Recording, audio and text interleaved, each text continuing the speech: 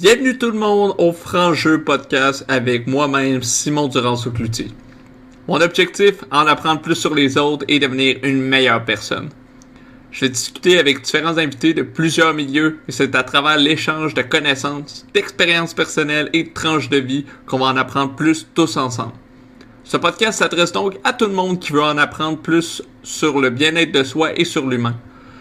Aujourd'hui, dans le premier épisode, j'ai le plaisir de recevoir une amie, Jessica Lebel, qui a fait ses études en psychologie pour venir nous parler du sommeil. Dans cet épisode, on va aborder plusieurs sujets dont l'heure du coucher idéal, le temps que l'on devrait dormir, les troubles du sommeil, le domaine des rêves et surtout l'importance d'avoir une bonne routine au coucher. N'hésitez pas à laisser vos commentaires, questions, suggestions au Franc Jeu Podcast sur Instagram et aussi pour rester à l'affût des prochains épisodes. Bonne écoute!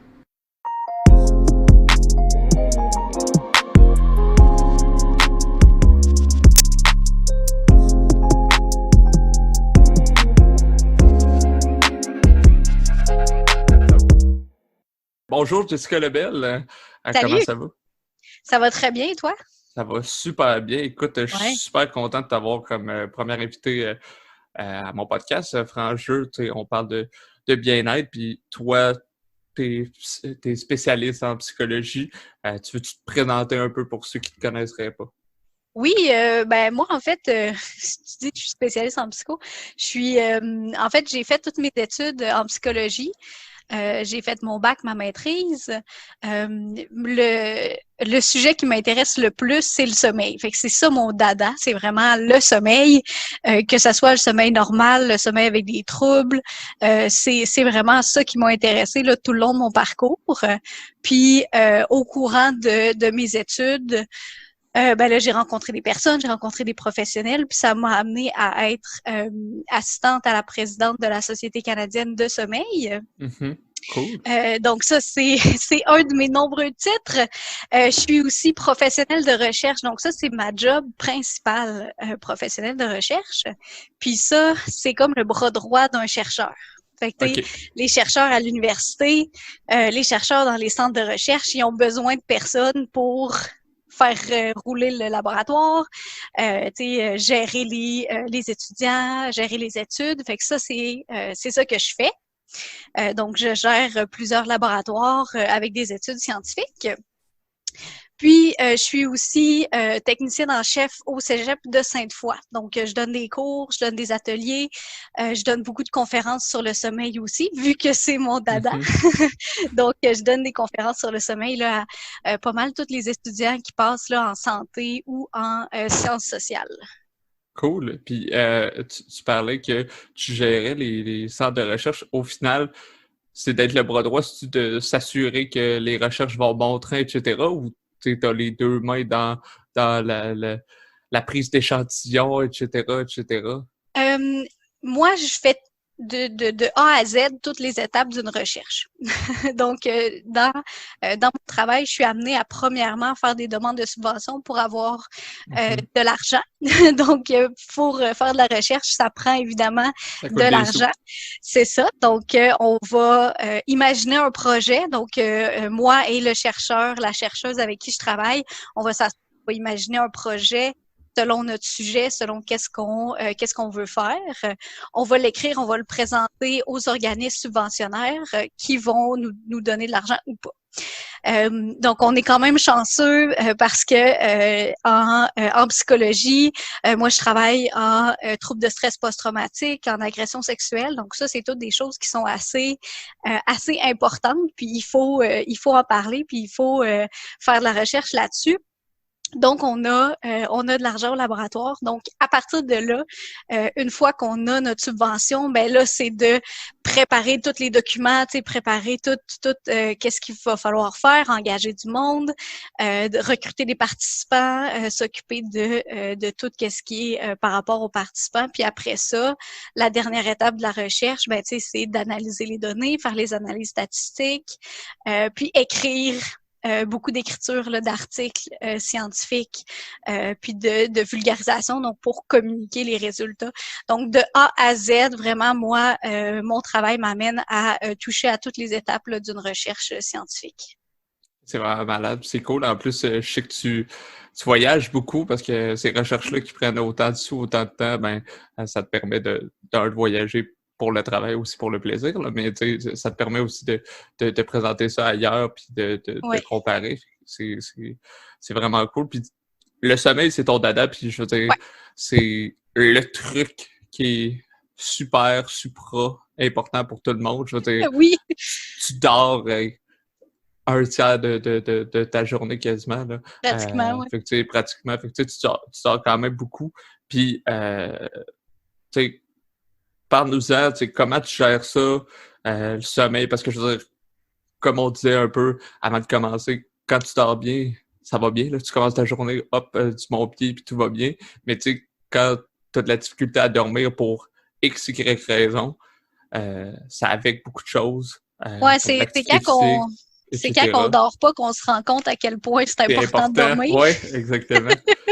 Puis c'est ça, puis justement, tu sais, vous autres, vous penchez sûrement là-dessus, là. Vous faites pas des recherches sur les clients qui vont bien, là, tu sais, je veux dire, c'est plus Ben, oui, pour on vrai. va en parler de ceux qui dorment mal, là, mais c'est super important de faire des recherches sur ce qui va C'est- bien parce que si on veut éventuellement bien aller, ben, il faut comprendre pourquoi il y a C'est ça, certaines ouais, personnes qui vont bien. exactement. Fait que non, c'est ça, des recherches sur les personnes qui dorment bien, on en a. Puis, ben, tu sais, pas moi personnellement en ce moment. Mhm. Puis aussi en sciences, tout le temps, dans les bonnes études, les grosses études, on va tout le temps parler d'un groupe avec un trouble puis un groupe sans le trouble pour aller les comparer.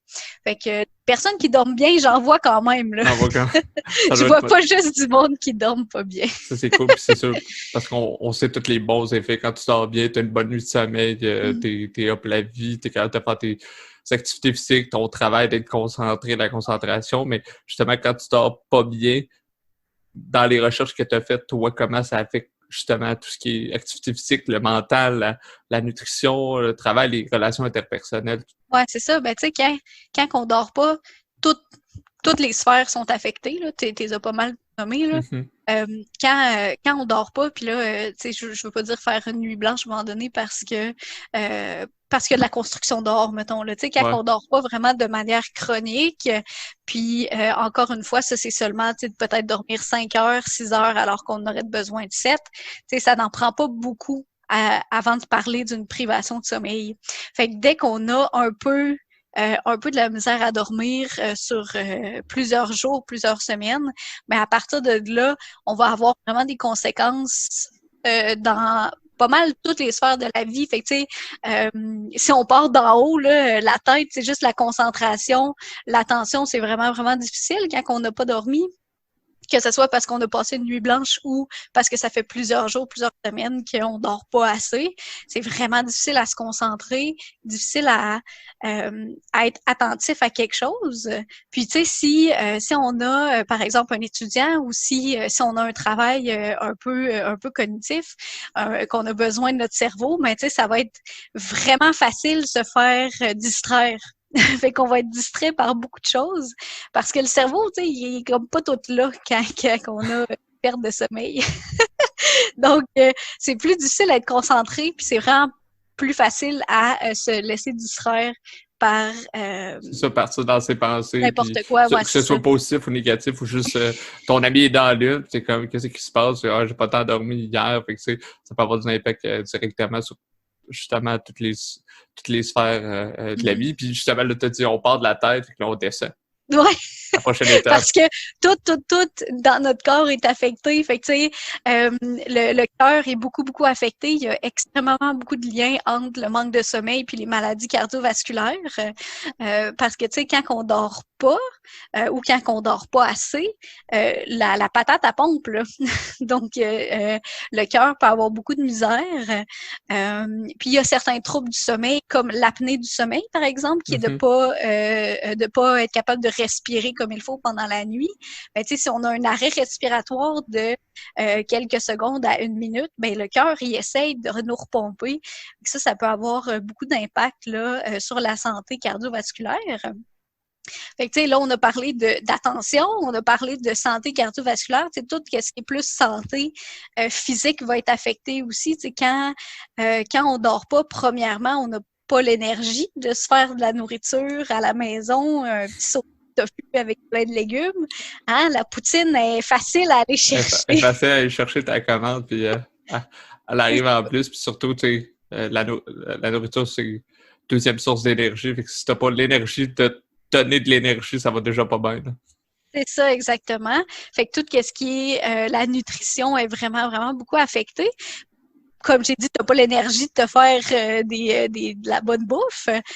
Puis c'est aussi quelque chose que le corps va aller demander. Tu sais, le corps n'est pas capable d'avoir l'énergie avec le sommeil. Fait qu'est-ce qu'il va faire? Il va aller demander de l'énergie rapide.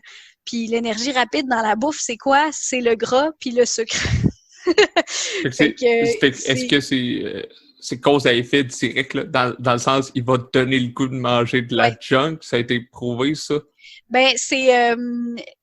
oui, parce que tu sais, les cravings, c'est quelque chose... C'est pas juste dans notre tête, là, c'est aussi notre corps qui va aller vraiment demander certains types d'aliments.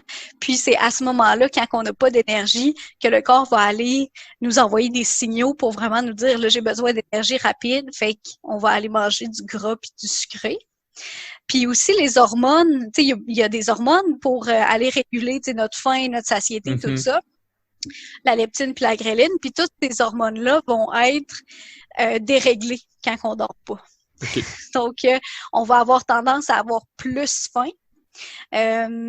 Puis, on va avoir moins de satiété rapide. En fait, on va aller manger beaucoup plus. Fait qu'on a plus faim, on va manger plus. On va se bourrer à la face pour essayer d'aller chercher de l'énergie qu'on n'a pas quand on dort. Fait que tout ce qui est par rapport à la nutrition, là, je suis rendue dans l'estomac. Ouais. Donc, tout ce qui est par rapport à la nutrition, c'est vraiment, vraiment affecté. Puis, il y a beaucoup d'études qui ont prouvé qu'une personne qui dort pas a beaucoup plus de risque de prendre du poids, d'avoir des problèmes au niveau de, justement, la prise de poids, l'obésité, tout ça. Puis, quand je parlais de maladies cardiovasculaires, ben ça a un lien avec l'obésité. Puis de manger trop, justement, tu sais, ton corps envoie les mauvais signaux. Fait que, tu sais, toi, tu manges pas de la bonne nourriture et tu manges pas de la bonne nourriture, donc très calorique en très grande quantité. Puis, tu sais, je veux dire, on a tous déjà fait ça, là, de justement, tu te dis, j'ai pas dormi, je vais manger plus, ça va compenser parce que c'est une autre sorte d'énergie, mais c'est pas une sorte d'énergie qui est transférable. Le sommeil, c'est une chose, puis la nourriture, c'est une autre chose. Ouais, c'est ça, exactement. Cool. Fait que, ouais, puis tout ce qui est réflexe, tu parlais de l'activité physique, tout ce qui est réflexe est vraiment affecté aussi par le manque de sommeil. Ça, on en parle souvent quand on va, on voit les panneaux là, sur la route, là, mort de fatigue là, en ce moment au Québec. Là. Donc, il y a vraiment des campagnes qui démontrent que le manque de sommeil peut être fatal, en fait, si on fait un accident de voiture parce que on cogne des clous dans l'auto. Ben ça, c'est en partie à cause de nos réflexes qui sont vraiment affectés. Mais, tu sais, là, on parle de voiture, mais tu sais, pour un sportif là, qui a besoin de prendre une décision en une demi-seconde pour peu importe le sport ou l'activité physique qu'on fait, mais tout ça, ça va être affecté par le manque de sommeil. Donc, les réflexes, que ça soit le réflexe au niveau physique ou la prise de décision rapide, tout ça, c'est quelque chose qui va avoir plus de misère quand on dort pas, là. Fait que d'où je ferai un lien avec d'où l'expression on a une grosse décision à prendre, on va aller dormir là-dessus. Ouais. Ça viendra un peu là-dessus. Puis je trouve ça super intéressant quand tu parles de sport parce que c'est de bon niveau récréatif. OK, la demi-seconde paraîtra pas tant que ça si t'es un bon joueur de XY sport, mais à haut niveau, la demi-seconde, c'est des fois ce qui fait la différence entre une quatrième place puis une médaille d'or, une première position. Fait que c'est encore plus important, plus que de dire je dors, j'ai de l'énergie, ben c'est le principal moteur de ta journée, là, le sommeil. Là. Ouais, exactement. Puis tu l'as dit, c'est aussi le niveau de l'énergie, car on n'est pas obligé d'être un sportif de haut niveau, justement, au niveau compétition nationale. Là. N'importe qui fait un peu d'activité physique, ça peut être de l'entraînement en salle, là, ou la ligue de deck hockey de ta ville. Là, quand tu dors pas, ben t'as pas l'énergie, c'est beaucoup plus difficile. Mais en plus, si tu dépenses ton énergie, mais là, ça va être beaucoup plus difficile d'aller la rechercher. Fait que la période de récupération après ton activité physique, qui est une période très, très importante, ça va être encore plus difficile. Puis les muscles peuvent avoir beaucoup plus de difficultés à retrouver leur statut en santé. Oui, c'est ça, Après, faire le processus de récupération. Mais exactement. à quel point, exemple, parce qu'on a beaucoup de gens qui dorment pas beaucoup, là, qui sont comme, ah, moi, je suis de même, je dors pas beaucoup, puis ça va, puis tout va bien, puis ils font ça. Moi, je connaissais quelqu'un à l'université, quand j'étais à l'université, la personne, elle dormait 4 heures, on faisait des travaux, puis moi, j'allais me coucher à minuit, mais je me levais à 8 heures, la personne, elle se relevait à 5 heures, puis avait le temps d'en faire beaucoup. À quel point, mettons, j'ai comme 2 sous-questions. La première question, c'est, ça se peut-tu quelqu'un qui a vraiment besoin de moins de sommeil, le fameux 7-8 heures que tout le monde recommande? C'est ma première question. Puis la deuxième question, c'est à quel point quelqu'un, exemple, moi, pendant quelques jours, je dors mal à coup de 1 heure, une demi-heure, 2 heures. À quel point ça prend du temps pour récupérer ce sommeil-là, de revenir. Ouais. C'est pas en dormant 12 heures le lendemain que hop, la vie, Non, je suis revenu, 8 plus 8 égale 16, mais j'ai dormi 4 heures la nuit dernière, je dors 12, je suis rendu à 16, fait que je suis égal, ça fonctionne pas comme ça. non, ça fonctionne pas de même. Je vais répondre à ta première sous-question, Ouais. puis après ça, on va y revenir parce que ça, Yes. c'est quelque chose que je dis et je redis à mes étudiants, puis à tout le monde à qui je croise dans la rue quasiment, là. Fait que, premièrement, ta question sur les personnes qui disent moi, je dors 4 heures puis je suis correct. Ça se peut. Il y a des différences comme, tu sais, il y a des personnes qui ont les cheveux bruns, il y a des personnes qui ont les cheveux blonds, mais il y a des personnes qui peuvent dormir très peu, puis des personnes qui peuvent dormir beaucoup, beaucoup. Fait que, tu sais, ça, on va les catégoriser petits dormeurs, grands dormeurs ou dormeurs moyens, tu sais, plus normal, entre guillemets. Mais, tu sais, un petit dormeur, ça peut dormir comme 4 heures, 5 heures, puis après ça, faire sa journée, puis être bien correct. Un grand dormeur, ça, par exemple, ça va avoir besoin, par exemple, de 9-10 heures de sommeil pour vraiment être capable de faire sa journée comme du monde. La majorité du monde vont se trouver dans le milieu. Fait qu'on va avoir besoin d'un 6 à 8 heures, mettons. C'est pour ça qu'on dit souvent 7 heures. Mais ça, c'est pas quelque chose qui est recommandé pour 100% de la population. Si quelqu'un qui dort 5 heures puis est capable de faire sa journée en dort 7-8, ben là, c'est trop. Ouais. Puis si une personne qui a besoin de 10 heures en dort seulement 7-8, ben là, c'est pas assez. Fait que c'est vraiment plus la différence personnelle. Puis, tu sais, ça, c'est quelque chose qui est ancré dans notre génétique. Fait qu'on peut pas changer. On peut pas se dire, ben là, moi, je suis en semaine d'examen ou j'aimerais ça faire plein de choses. Trump, là, il est sorti en disant que lui, il dormait 4 heures puis il était correct. Fait que je veux faire pareil. Tu sais, c'est souvent ce que des gourous de productivité vont dire, là, si tu veux être productif, dors 4-5 heures, c'est pas vrai. C'est vraiment, vraiment, vraiment pas vrai. Parce que si nous, on a besoin de 7-8 heures pour fonctionner dans notre journée, puis qu'on en dort seulement 4-5 parce qu'on se dit, je vais avoir full de temps, ben là, l'affaire, c'est qu'on a le temps, mais ça nous prend beaucoup plus de temps à se concentrer, beaucoup plus de temps avant de faire des choses. Puis, on a beaucoup plus de risques de faire des erreurs. Tu sais, par exemple, de se tromper dans ce qu'on est en train de faire ou si, par exemple, on lit quelque chose, là, puis on relit le même paragraphe non-stop quand on étudie, mettons, ce qui est sûrement déjà arrivé. Ça me rappelle vaguement des nuits à l'université. C'est ça, exactement. Quand on est étudiant, là, c'est souvent le fléau, là, lire le même paragraphe parce qu'on est un peu fatigué, tanné cognitivement. Là. Fait que ça, c'est quelque chose qui est vraiment personnel à nous-mêmes. Puis, si on veut savoir combien de temps on a besoin, Ben, on peut faire le test une fin de semaine pendant qu'on est en congé. Tu ne vas pas dormir 4 heures pour essayer de voir si tu es correct pendant ta semaine de travail. Tu risques de la trouver rough si c'est pas assez. Là. Non, c'est ça. OK, Puis, c'est tu justement sais, ce que j'allais te demander, justement, de ouais, faire des tests, parce que, tu sais, tu disais tantôt, justement, tu sais, si tu dors trop, tu es habitué de dormir 5 heures, puis là, tu dors 7-8, mais ça va affecter ta journée. Tu sais, on a tous déjà fait ça on est un peu fatigué, puis au final, il manque peut-être juste une demi-heure, mais là, on se rendort pour 2 heures, puis finalement, on se réveille 2 heures après, plus fatigué. ouf, c'est Que, tu lourd, hein? C'est sais, c'est lourd, difficile de et se t'es là, relever. mon Dieu, on dirait que mon corps est parti pour un autre bout encore, là. Ouais. Tu sais, ça, c'est dû à quoi? C'est dû au fait que le corps, lui, se dit, je suis mou, fait que, tu sais, qui est ralenti, je veux dire, tu sais, qui fait juste, Ouais. bon, ben, il fait comme, bon, ben, c'est ça mon ordre, c'est pas, tu sais, c'est pas Ouais. son cycle naturel. C'est ça, ben tu l'as dit, cycle. En fait, le sommeil, c'est extrêmement cyclique. On a différents types de sommeil. Hein, fait que quand on s'endort, puis tout pendant la nuit, on va passer par différents cycles, différents stades de sommeil. On les connaît un peu, tu sais, dans le langage commun, sommeil léger, sommeil profond. Mhm. Euh, on, Paradoxal. c'est ça, exactement. Le sommeil paradoxal qui est le troisième. Euh, donc, on va tout le temps commencer en sommeil léger. Après ça, on va descendre en sommeil profond. On va avoir une période de sommeil de rêve. Puis après ça, on va recommencer. Fait qu'on fait tout le temps une genre de vague. Là. On va de léger à profond. Après ça, on revient. Puis pendant nos premières heures de la nuit, on va avoir beaucoup plus de sommeil profond.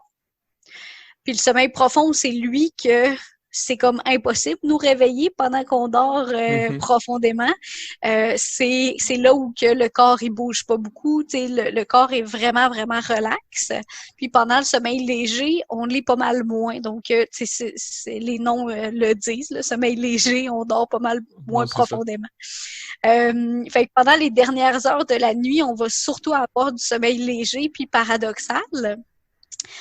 Sommeil paradoxal, sais-tu pourquoi on l'appelle de même? Non, parce que c'est le paradoxe de quelque chose, mais non, j'ai aucune idée. C'est exactement ça, c'est paradoxal. On l'appelle comme ça parce que en fait, on dort, mais le cerveau est autant actif que si on était réveillé.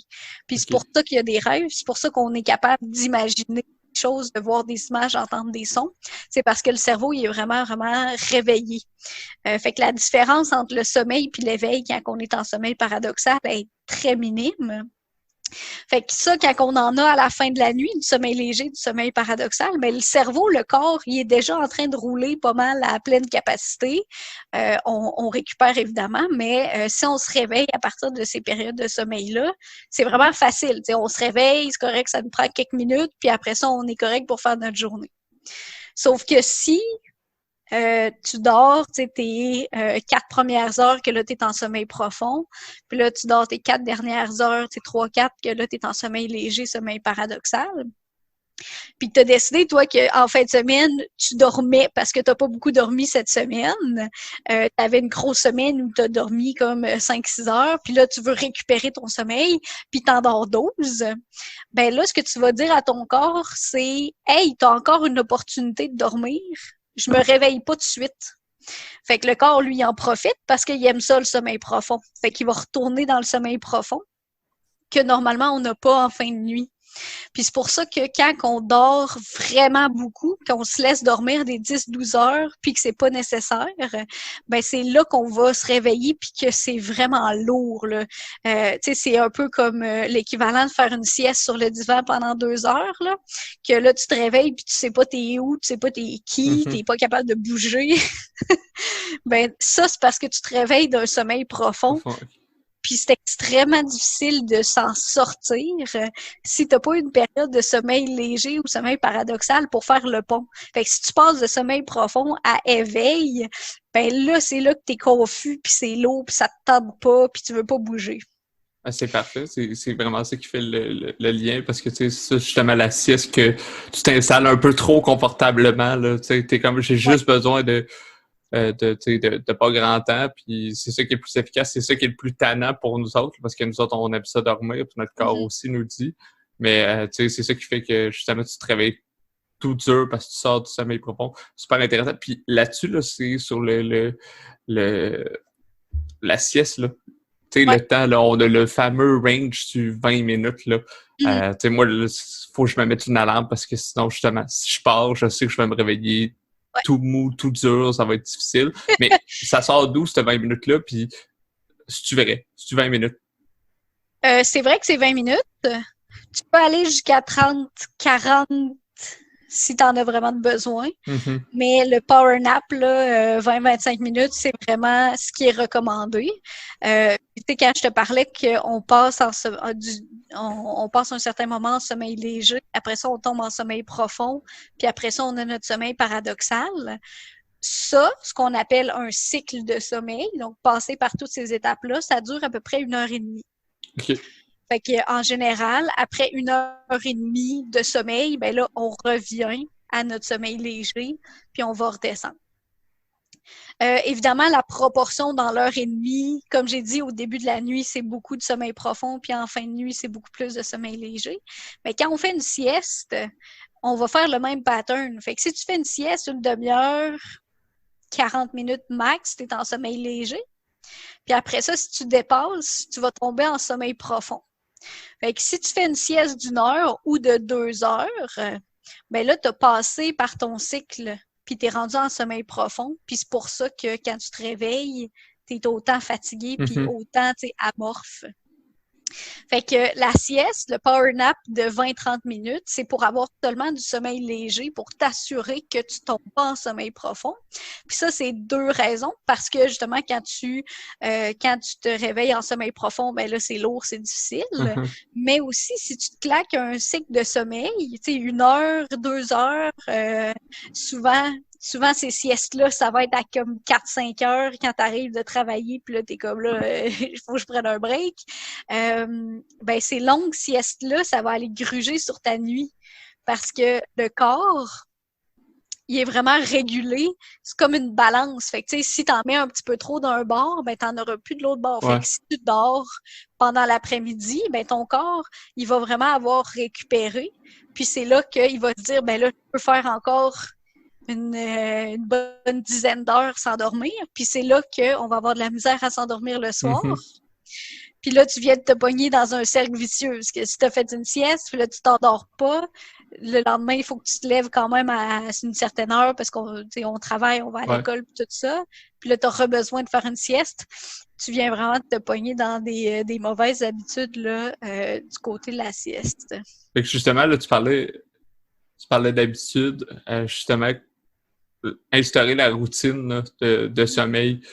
C'est quoi tes trucs, c'est quoi tes indications, c'est quoi qui fait que tu es capable de... Oui, évidemment, ça va être d'aller se coucher aux mêmes heures, d'essayer d'avoir un cycle, mais tu sais, il y a sûrement d'autres trucs autour de ça à travers les recherches que tu as Oui, c'est ça. Ben, tu sais, quand je disais qu'on avait des cycles, ben, tu sais, les cycles sont là à l'éveil aussi. Tu sais, on a tout le temps une période de plus d'éveil où on est plus concentré, puis là, on a une période où on est un petit peu plus down, plus fatigué. Tu sais, ça, c'est des cycles qu'on va avoir pendant la journée. Fait que notre corps, il est tout le temps en train de se réguler, puis tout le temps en train d'essayer de trouver une certaine balance. Fait que si on s'habitue à dormir tout le temps à la même heure puis à se réveiller pas mal à la même heure, ben le corps, il n'y en aura plus de problème de s'endormir parce qu'il va le savoir. Bon, mais là, à cette heure-là, on s'endort. Puis je le sais que j'ai juste 7 heures ou 8 heures que je peux dormir parce que l'humain, après ça, à 6h30 le matin, il se réveille, ça va faire sa job, là. Fait que si on s'habitue à vraiment avoir une routine puis à habituer notre corps à se coucher, à se lever aux mêmes heures, ce qui va se passer, c'est que notre sommeil va être beaucoup plus consolidé. Fait que le corps va de lui-même se dire, j'ai pas le temps de me réveiller 2 heures pendant la nuit si j'ai juste 7-8 heures au lit. Fait qu'il va vraiment nous donner du sommeil consolidé pendant la nuit. Alors que si on va se coucher à comme 9-10 heures, on lit, on check Facebook, Instagram, peu importe sur notre téléphone. Puis après ça, quand on se lève le matin, ben, on fait la même chose. On se dit, c'est pas grave, tu sais, mettons en situation de pandémie, qu'on n'a pas besoin de sortir de chez nous nécessairement. Ben, tu sais, là, si on passe 10 heures dans notre lit, ben le corps, il va faire, c'est pas grave, j'ai 7 heures à dormir, là-dedans, dans 10 heures. Fait que je vais en dormir 4, je vais me réveiller 2 heures. Puis après ça, je vais redormir un peu. Fait que pour vraiment avoir un bon sommeil, puis arrêter de passer des heures et des heures à virailler, puis se réveiller pendant la nuit, faut vraiment dire à notre corps, écoute, là, t'as juste 7 heures dans le lit, t'es mieux de dormir, sinon ça va mal aller. Faut que tu te penches. Faut que tu oui, te penches c'est ça. en faire ton corps. Fait que toi, au final, tu suggérais, mettons, quelqu'un sa routine, que ce soit Alexa ou que ce soit téléphone cellulaire, soit le soir et / le matin. Toi, t'aurais tendance à dire assis-toi dans ton divan ou à la table de cuisine, fais tes affaires, puis du moment que tu t'en vas dans le lit, c'est là que tu dors, tu te couches, parce que c'est vraiment là que tu vas envoyer le bon signal au corps. Là. Tu peux pas lui dire dors les 7 heures, puis au final, tu niaises, parce que là, lui, ça, exactement. il va rire de toi. Là, voilà, puis lui, il va prendre le temps qu'il a, puis s'il veut se réveiller, ben il va se réveiller. Fait que tu sais, quand on parle de routine pour bien dormir, c'est aussi pendant qu'on dort pas. Fait que tu sais, avant de se coucher puis le matin, tu sais, on fait vraiment attention de pas associer son lit à faire plein d'affaires là. Comme il y en a beaucoup qui vont lire ou qui vont regarder leur téléphone ou la télé par exemple. Ou par exemple, quand on est étudiant, ben là, on va étudier un peu dans notre lit avant de se coucher. Ben, tu sais, tout ça, ça va faire en sorte que le lit va être un peu confus. Tu sais, ça va être juste un autre lieu de vie. Alors que si on réserve toutes ces activités-là pour le divan, pour la chaise, le bureau, whatever, puis après ça, quand on est fatigué, on va dormir, ben on va vraiment associer, c'est un concept super important là, en psychologie, puis en comportement, donc de vraiment associer des choses ensemble. Donc, on va associer notre lit avec le fait de dormir. C'est vraiment de faire une association, mais aussi de faire une coopération avec notre corps. Aide ton corps à t'aider. Donne-y la bonne liste d'informations pour que la machine fonctionne bien. Si tu changes tes paramètres tout le temps ou c'est changeant, ben après ça, la machine ne peut pas bien fonctionner. C'est ça, exactement. Fait qu'on lui dit tout le temps, moi, je sais que j'ai besoin d'à peu près 7 heures. Fait que le soir, tu sais, on va faire nos petites affaires, on va finir notre journée. Puis là, on a notre petite routine, tu sais, de préparation au coucher. Fait que on se brosse les dents, on se met en pige ou, tu sais, on prépare notre journée du lendemain, on prépare notre verre d'eau, puis là, on se couche. Ben, tu sais, tout ça, ça fait en sorte que ça prépare le corps. Ça lui dit, là, on s'en va se coucher. Puis, quand on s'en va dans le lit, ben là, lui, il sait qu'il faut qu'il dorme. Puis le matin, quand on est rendu habitué à faire cette routine-là, le matin, on n'a quasiment plus besoin d'une alarme. Parce qu'on va se le dire, les alarmes, c'est le fléau de nos vies. Si tu t'annonces se faire réveiller par une alarme puis t'es pas prêt, là, tu snoozes puis tu te rendors 2 minutes. Fait que, tu sais, si tu t'habitues vraiment à dormir le bon nombre d'heures puis à te lever après un genre de 7-8 heures, ben, ton corps va tellement être habitué qu'il va juste te réveiller tout seul. Puis c'est pas mal mieux se réveiller seul que par une alarme parce que ça peut mal starter une journée de fesser son téléphone ou son alarme. Ça. Ou encore le snooze. Moi, je sais pas c'est qui a inventé le snooze, mais je le retrouverais et je dirais fais pas ça, c'est une mauvaise idée. Tu sais. Je pense que ça ou celui qui a inventé le tu sais, tu sors de l'alarme, mettons que c'était pas bon. Puis à ce sujet-là, parce que moi, en fait, j'ai une alarme qui fait signal de lever de soleil. Fait que c'est une lumière, en fait, que moi, j'ai programmée sur 20 minutes. Puis étant donné que c'est la lumière capte sur la peau, c'est capté. Puis tu sais, oui, il y a un petit son d'oiseau quand mon alarme, mais c'est pas ça, je suis vraiment réveillé avant. Est-ce que c'est quelque chose qui est plus justement naturel de, par exemple, style camping de TDA, puis c'est quand le soleil se lève que ton corps il se réveille? Est-ce que c'est quelque chose de mieux ou c'est juste moins brutal? C'est moins brutal. Ça n'aura pas de changement vraiment sur ton sommeil ou les processus qui vont se passer. C'est vraiment juste que ça va t'amener plus facilement au réveil. Alors que si tu t'envoies une dose d'adrénaline parce que tu te fais réveiller par un espèce de gros bruit, ben là, c'est juste plus plate à se réveiller comme ça. C'est vraiment plus pour ton moral le matin que ça va avoir un impact. Mais encore là, tu sais, c'est pas mal plus le fun de se réveiller tranquillement, réveiller plus zen ou, comme je te dis, se réveiller tout seul que se réveiller par une alarme. Sauf que, tu sais, il y a des personnes qui ont vraiment besoin d'une alarme parce que s'ils n'ont pas d'alarme, ben, ils vont dormir des 10-12 heures alors qu'ils n'en ont pas de besoin, là.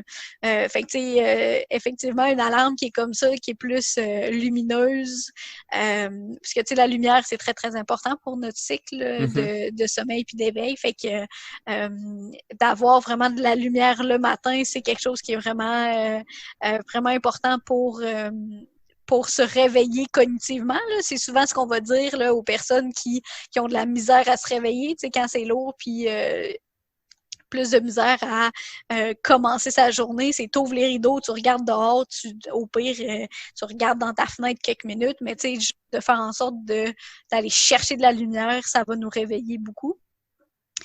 Puis ça va être plus agréable, comme tu dis, là, que se réveiller par le gros bruit. Là. Oh, c'est clair. Puis aussi le snooze, c'est plate parce que on se dit tout le temps je vais me remettre 10 minutes là puis après ça je vais me réveiller puis le 10 minutes il arrive vite. Ben tu sais le snooze c'est vraiment pas bon, c'est pas recommandé. Quand tu te réveilles, réveille-toi là. Parce que ce sommeil-là que tu as de plus, le genre 5-10 minutes de plus, c'est pas récupérateur du tout. Oh, Ça sert à rien, en fait. Souvent, surtout quand tu as le même son agressant, ça fait juste t'agresser c'est encore ça, plus. Exactement. Puis sur la lumière, par exemple, je me posais la question. Totalement d'accord avec toi, puis je comprends le côté où ça va être moins brutal, ça va juste être plus le fun. Mais si on parle plus du côté, exemple, on appelle les fameuses dépressions saisonnières là, de la lumière, que ce soit en avant, etc. Est-ce que le fait, mettons que moi j'ai toujours des heures de sommeil, exemple, on va dire de 10 à 6 par exemple, est-ce que le fait justement d'avoir ce côté lumière-là, même s'il fait noir dehors, le fait que moi mon corps est comme un peu plus wake-up, ça va avoir peut-être un effet supplémentaire bénéfique? Oui, mais c'est un peu la base de la luminothérapie. De vraiment aller chercher une lumière là, qui va qu'on va en fait regarder, qu'on va absorber, si je peux dire. La lumière, c'est très, très important pour notre rythme circadien. Le rythme circadien, c'est lui qui va aller réguler notre sommeil, évidemment, l'éveil puis le sommeil, mais ça régule beaucoup de choses. Le rythme circadien, ça va réguler plus que 150 trucs dans notre corps. Fait que ça soit la sécrétion de l'hormone de croissance, que ça soit le cortisol qui est l'hormone de stress. Donc, toute la sécrétion d'hormones, donc la faim, comme je te disais plus tôt, là, toutes les hormones de faim vont être affectées à cause du rythme circadien. Puis le rythme circadien, lui, c'est vraiment la lumière qui va le régler. Fait que quand on a des périodes où il fait noir longtemps, où ça prend du temps avant que le soleil se lève puis qu'il se couche tôt, c'est comme l'hiver, ben notre rythme est tout un peu déréglé. Fait que d'aller chercher, comme tu as dit, une lumière, que ça soit comme ton réveil matin ou, par exemple, là, les lumières de luminothérapie là, qui se vendent, qui est en fait une lumière bleue qu'on va se mettre à certains moments de la journée. Ben, d'avoir ça va aider énormément parce que notre cerveau, il est allumé quand il y a de la lumière, puis il est éteint quand il fait noir. Donc, on va vraiment essayer d'avoir de la bonne lumière, ce qui est en général la lumière du soleil. Mais si ça c'est pas, on peut pas l'avoir parce que le soleil il est couché. Il se lève pas à 6 heures telle saison. C'est ça exactement. Ben là, on va aller chercher. Là, je dis ça, mais c'est vraiment pas tout le monde qui est affecté autant. Il y a des personnes plus affectées que d'autres. Mais si on se retrouve à être affecté beaucoup par ça, on peut aller chercher des lumières qui est des lumières plus bleues parce que c'est ça qui va aller chercher notre rythme circadien. Puis la sécrétion de l'hormone qui va nous réveiller ou endormir. Puis c'est un peu pour ça aussi que les cellulaires, tablettes, ordinateurs, c'est si dommageable pour notre sommeil parce que c'est de la lumière bleue. C'est de la lumière brillante qui va nous affecter, que si on regarde notre téléphone le soir, ben on est en train de dire à notre cerveau, il y a de la lumière, reste réveillé. Fait que c'est pour ça que dans les dernières années, ils ont sorti là, des filtres. Sur tous les téléphones maintenant, là, c'est ça, il y a des filtres là, éclairage nocturne, puis c'est plus jaune-orangé. C'est parce que cette lumière-là nous affecte pas mal moins. Fait que la lumière, par exemple, d'une pièce ou d'une petite lampe de chevet, ça nous affecte pas autant que la lumière de notre téléphone, de notre tablette, par exemple. Là. Surtout qu'on l'a directement dans la face. Là, fait que surtout que c'est ça, tu l'as à 2 pouces du visage. Puis surtout, moi, c'est ce que je mets, justement, la lumière jaune, tout ça. Puis même là, c'est sûr que ça a un effet entre.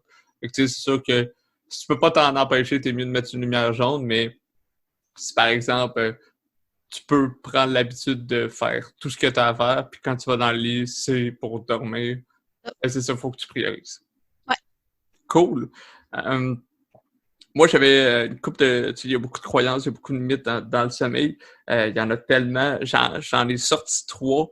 Je veux que tu m'en dises plus là-dessus, c'est vrai, c'est faux. Qu'est-ce que la science a montré ou qu'est-ce que les gens ont montré. Le premier mythe ou croyance que style l'astronomie, la pleine lune, ça perturbe le sommeil. Il y en a qui sont comme c'est la pleine lune, je vais encore mal dormir, tout ça.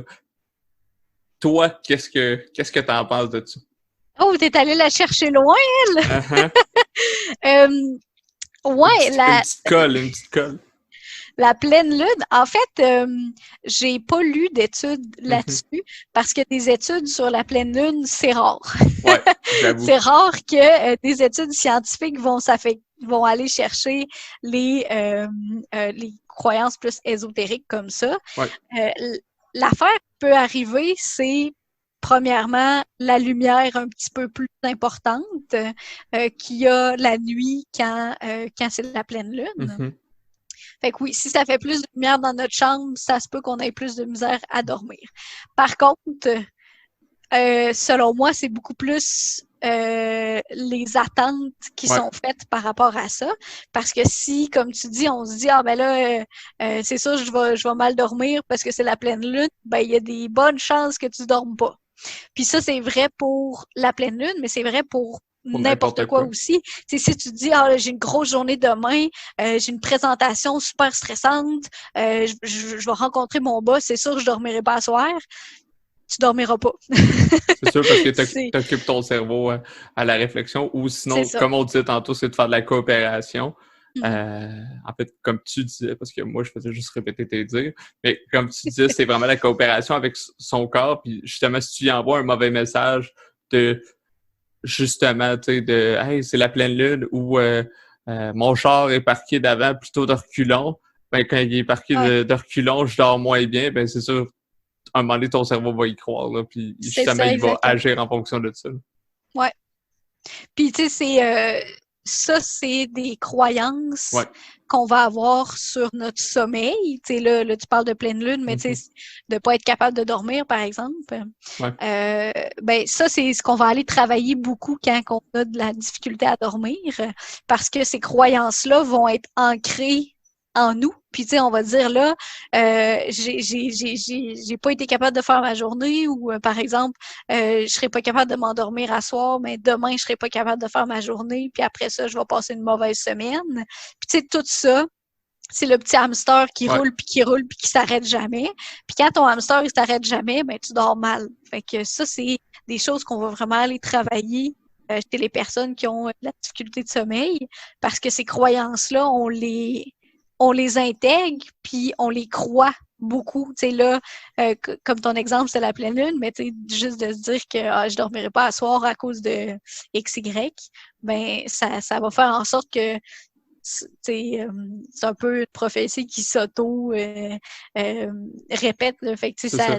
Qui se produit exactement. Puis, tu sais, C'est justement, ça doit être un peu comme on parlait tantôt de routine, ça doit être un peu dans ce que vous travaillez avec les clients, c'est justement de créer une routine où tu es capable de, même s'il se passe plein de choses, de faire le vide, d'avoir une routine qui te met en confiance, qui est capable que quand tu mets la tête sur l'oreiller, ben tu sais, que ce soit d'écrire ou de les dire à voix haute, peu importe, là, ça fait que tu es capable de t'endormir directement après. Puis juste pour la pleine lune, là, pour continuer, parce que ça, il y a eu justement... Je la trouvais très drôle. Là, oui, c'est ça. Ben, tu sais, il y en a beaucoup, hein, des croyances sur la pleine lune. Il y en a qui disent qu'il y a plus de consultations à l'urgence quand c'est la pleine lune. Ça, c'est pas vrai. J'espère.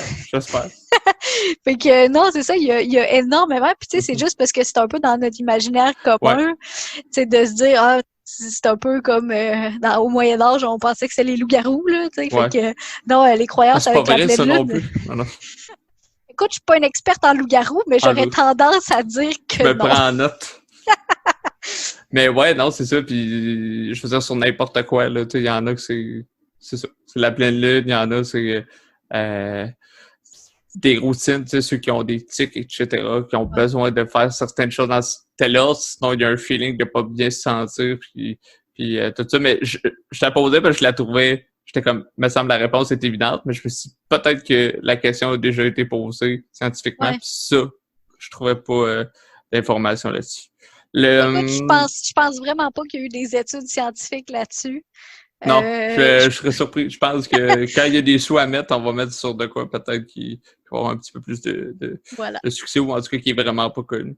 Le deuxième mythe ou la croyance que, mettons, on va prendre la personne moyen dormeur, entre peut-être 8 heures, 7 ou 8 heures, que pour être plus performant, et à cause de la lumière générale à travers les saisons, ça serait peut-être entre 9 et 6 ou 10 et 7 qu'il faudrait dormir plutôt que...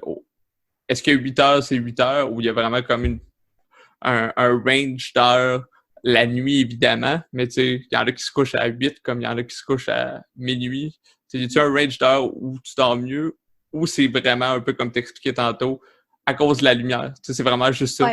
La période qui fait le plus noir, c'est ça. On parlait de différences individuelles puis de différences génétiques. J'ai parlé du nombre d'heures qu'on avait à dormir, mais le moment du sommeil, c'est aussi quelque chose qui est très génétique, qui est très ancré dans notre biologie. C'est sûr que pour la personne moyenne, normale, ben, tu sais, entre guillemets encore, là, le dormeur moyen, ce qui est évidemment recommandé, c'est de dormir la nuit. Puis là, rendu là, c'est pas grave que ce soit à 9 heures ou à 11 heures. Tant que tu as ton nombre d'heures de sommeil, c'est ça qui est important. Par contre, si on regarde les différences plus individuelles au niveau du moment de sommeil, tu sais, il y a du monde qui vont être plus matinal, il y a du monde qui vont être plus des oiseaux de nuit. Puis ça, c'est vraiment personnel, c'est comme c'est écrit dans notre ADN, là. Tu sais, une personne va être beaucoup plus confortable à dormir, tu sais, à se coucher aux petites heures du matin puis dormir, par exemple, toute l'avant-midi. Ben, tu sais, ça, c'est vraiment ancré dans notre corps. Fait que il y a certaines personnes qui vont avoir tendance à plus vouloir se coucher tôt, se lever tôt, ou se coucher tard, se lever tard. Puis ça, c'est quelque chose qu'on peut difficilement modifier. On peut le faire. Par exemple, une personne qui a un sommeil moyen, donc qui préfère se coucher relativement en fin de soirée, puis se lever à 6-7 heures le matin. Cette personne-là, si elle se ramasse à faire du travail de nuit, donc de complètement changer son horaire, il y a certaines personnes qui vont s'adapter, d'autres qui vont moins bien s'adapter. Fait que, tu sais, ceux qui se ramassent à faire des horaires plus différents que la normale, la majorité, là, c'est ceux qui sont, par exemple, en soins de santé puis qui font des chiffres de nuit ou des travailleurs d'entrepôt ou des choses comme ça. On va parler de travail de nuit, puis là, ça peut plus affecter. Fait que oui, le moment de sommeil est important, dépendamment de la personne, mais tu sais, c'est vraiment pas une question de dormir à 9 heures ou à 11 heures, ça va faire la différence là, le soir. Fait que c'est vraiment plus de se connaître, puis souvent, cette tendance-là va évoluer pendant la vie. Fait que quand on est enfant, on a beaucoup plus tendance à être de matin. Adolescent, on est beaucoup plus de soir. Fait que, tu sais, les ados, là, qui se couchent tard puis qui se lèvent tard et qui veulent pas se lever pour aller à l'école, c'est normal et biologique. Donc, c'est tout le temps ce que je dis, là, quand j'ai des conférences avec des adultes qui peuvent être parents. C'est parents d'adolescents, c'est normal quand les ados sont pas capables de dormir avant des 3-4 heures du matin. C'est poche, mais c'est ancré dans notre biologie, c'est comme ça. Puis quand on est à l'âge adulte, ben là, c'est là que les différences individuelles vont beaucoup plus sortir. Il y a des personnes qui vont être beaucoup plus de matin ou de soir. Les personnes de soir ont plus de difficultés à s'adapter à un horaire de rentrer au travail à 7-8 heures, par exemple. Là, c'est plus difficile pour eux que d'aller faire un travail de nuit, par exemple. Fait que le moment, effectivement, ça a un impact sur la qualité de notre sommeil parce que si je reprends mon exemple d'une personne qui travaille la nuit, là, qui arrive le matin chez elle, il est peut-être 8 heures, il fait soleil dehors, ton corps, naturellement, même s'il est fatigué, il n'a pas tendance à se dire « je vais dormir », c'est pas l'heure de dormir selon lui. Fait que c'est beaucoup c'est beaucoup à cause de la lumière, oui, mais aussi à cause de notre génétique puis comment notre corps y est fait. Là. Si je regarde ça, au niveau de l'enfance, de l'adolescence, ça va être génétique, mais ça va l'être un peu moins. Ça va plus être avec la vie, puis comment on grandit, puis les habitudes des gens de notre âge. Puis adulte, c'est là que le côté génétique va vraiment ressortir. Il y en a qui sont faits pour les emplois de nuit, par exemple. Fait que, dormir de jour, automatique. Puis l'inverse. Fait que ben, tu sais, notre tendance génétique à être une personne de matin ou de soir va ressortir aussi pendant notre jeune âge. Fait qu'il y a des enfants qui vont, même s'ils sont jeunes, vont être couche-tard, lève-tard. Puis il y a des adolescents qu'eux autres, ils vont, même si la majorité se couche à 3-4 heures puis préféreraient se lever tard, vont quand même préférer se coucher tôt puis se lever tôt. Fait que tu sais, il y a des différences individuelles qui commencent à se présenter même quand on est jeune, mais en tendance générale, on est beaucoup plus la majorité, la vague va vraiment suivre là, de matin, de soir, puis après ça, ça va se transformer en comment t'es programmé finalement. Là. Cool, super intéressant. Ça, j'en ai appris là-dessus. La troisième, en fait, que j'avais, on en a parlé un peu, mais je voulais savoir s'il y en avait d'autres. Là, on a parlé de problème de cœur, problème cardiaque. C'est dormir peu. Là, oui, tu m'as expliqué peu, petit, moyen, grand dormeur. Mais dormir peu ou vraiment irrégulier, je pourrais dire ça augmente les risques de maladies. Et là, tu pouvais dire oui, non, et étaler les maladies. Peut-être s'il y en a d'autres, autres que cardiaque. Ouais, mais en fait, dormir pas assez ou dormir trop, ça a un peu les mêmes impacts. Fait que trop, c'est comme pas assez là, quand on parle de sommeil. C'est pas parce que on dit que le sommeil c'est bon qu'il faut que t'en dormes des 12-13 heures à chaque nuit. Là. Fait que ceux qui ont tendance à dormir pas assez ou trop selon leurs besoins, ça va avoir beaucoup d'impact sur la santé. Ça va avoir un impact, comme j'ai dit, sur les maladies cardiovasculaires. Donc, le cœur a beaucoup plus tendance à avoir de la misère quand on dort pas. Parce que, tu sais, le sommeil profond, c'est là qu'on va récupérer, que le corps va récupérer. Fait que, tu sais, toute la récupération, la régénération des tissus, des organes, des muscles, ça va se faire pendant le sommeil. Fait que si on dort pas, ou qu'on dort irrégulier ou qu'on dort trop, là, ça va avoir un impact sur notre santé cardiovasculaire. Mais ça a un impact sur le système immunitaire aussi, fait qu'on a beaucoup plus tendance à attraper les cochonneries qui traînent. Fait que si on dort mal, on a beaucoup plus tendance à attraper la grippe, le rhume, la gastro, tout ça, parce que notre système immunitaire est pas optimal. Puis, comme on a parlé là, sur la nutrition, puis l'obésité, puis la prise de poids, ben tu sais, tout ça, en soi, ça va causer des problèmes, tu sais, cardiovasculaires puis sur notre santé en général. Fait que ça peut partir d'un manque de sommeil. Fait que, tu sais, si tu dors pas, ben là, c'est comme un peu une dégringolade. Tu sais, tu te nourris mal, tu fais pas d'activité physique, puis c'est là que tu as des problèmes, tu as des maladies. Fait que, tu sais, il y a beaucoup, beaucoup de liens à faire entre le sommeil puis la maladie physique. Puis ça va pas juste d'un sens, hein. Tu sais, là, on parle de quand on dort mal, on peut avoir différentes maladies, mais quand on a différentes maladies, ça peut causer aussi un mauvais sommeil. Tu sais, par exemple, là, de la douleur chronique, des personnes qui ont vraiment des douleurs quotidiennement, ou par exemple, quelqu'un qui a le cancer, qui a une certaine maladie neurodégénérative. Tu sais, là, on parle d'Alzheimer, on parle de tout ça. Ben ça va avoir un impact sur le sommeil. Tu sais, si on prend les douleurs chroniques, je pense que j'ai pas besoin d'expliquer. Si t'as mal, tu dors mal.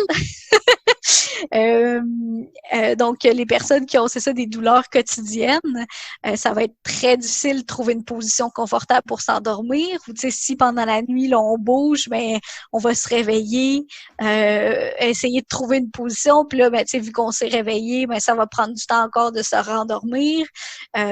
Ou si on a une maladie physique qui est vraiment drainante, par exemple, comme le cancer, puis les traitements qui vont aller guérir ces maladies-là, ben là, on va avoir vraiment beaucoup de difficultés avec le sommeil. Puis ça va faire en sorte qu'on récupère moins bien. Fait que quand on a une personne, par exemple à l'hôpital, ou qui a une douleur chronique ou une maladie physique, qui ne dort pas, c'est très, très important d'en parler. Puis tu sais, c'est pour ça aussi que j'ai pris un jeune, comme je dis, là, quand je donne mes conférences pour les futurs infirmiers, infirmières, futurs technologues là, en santé.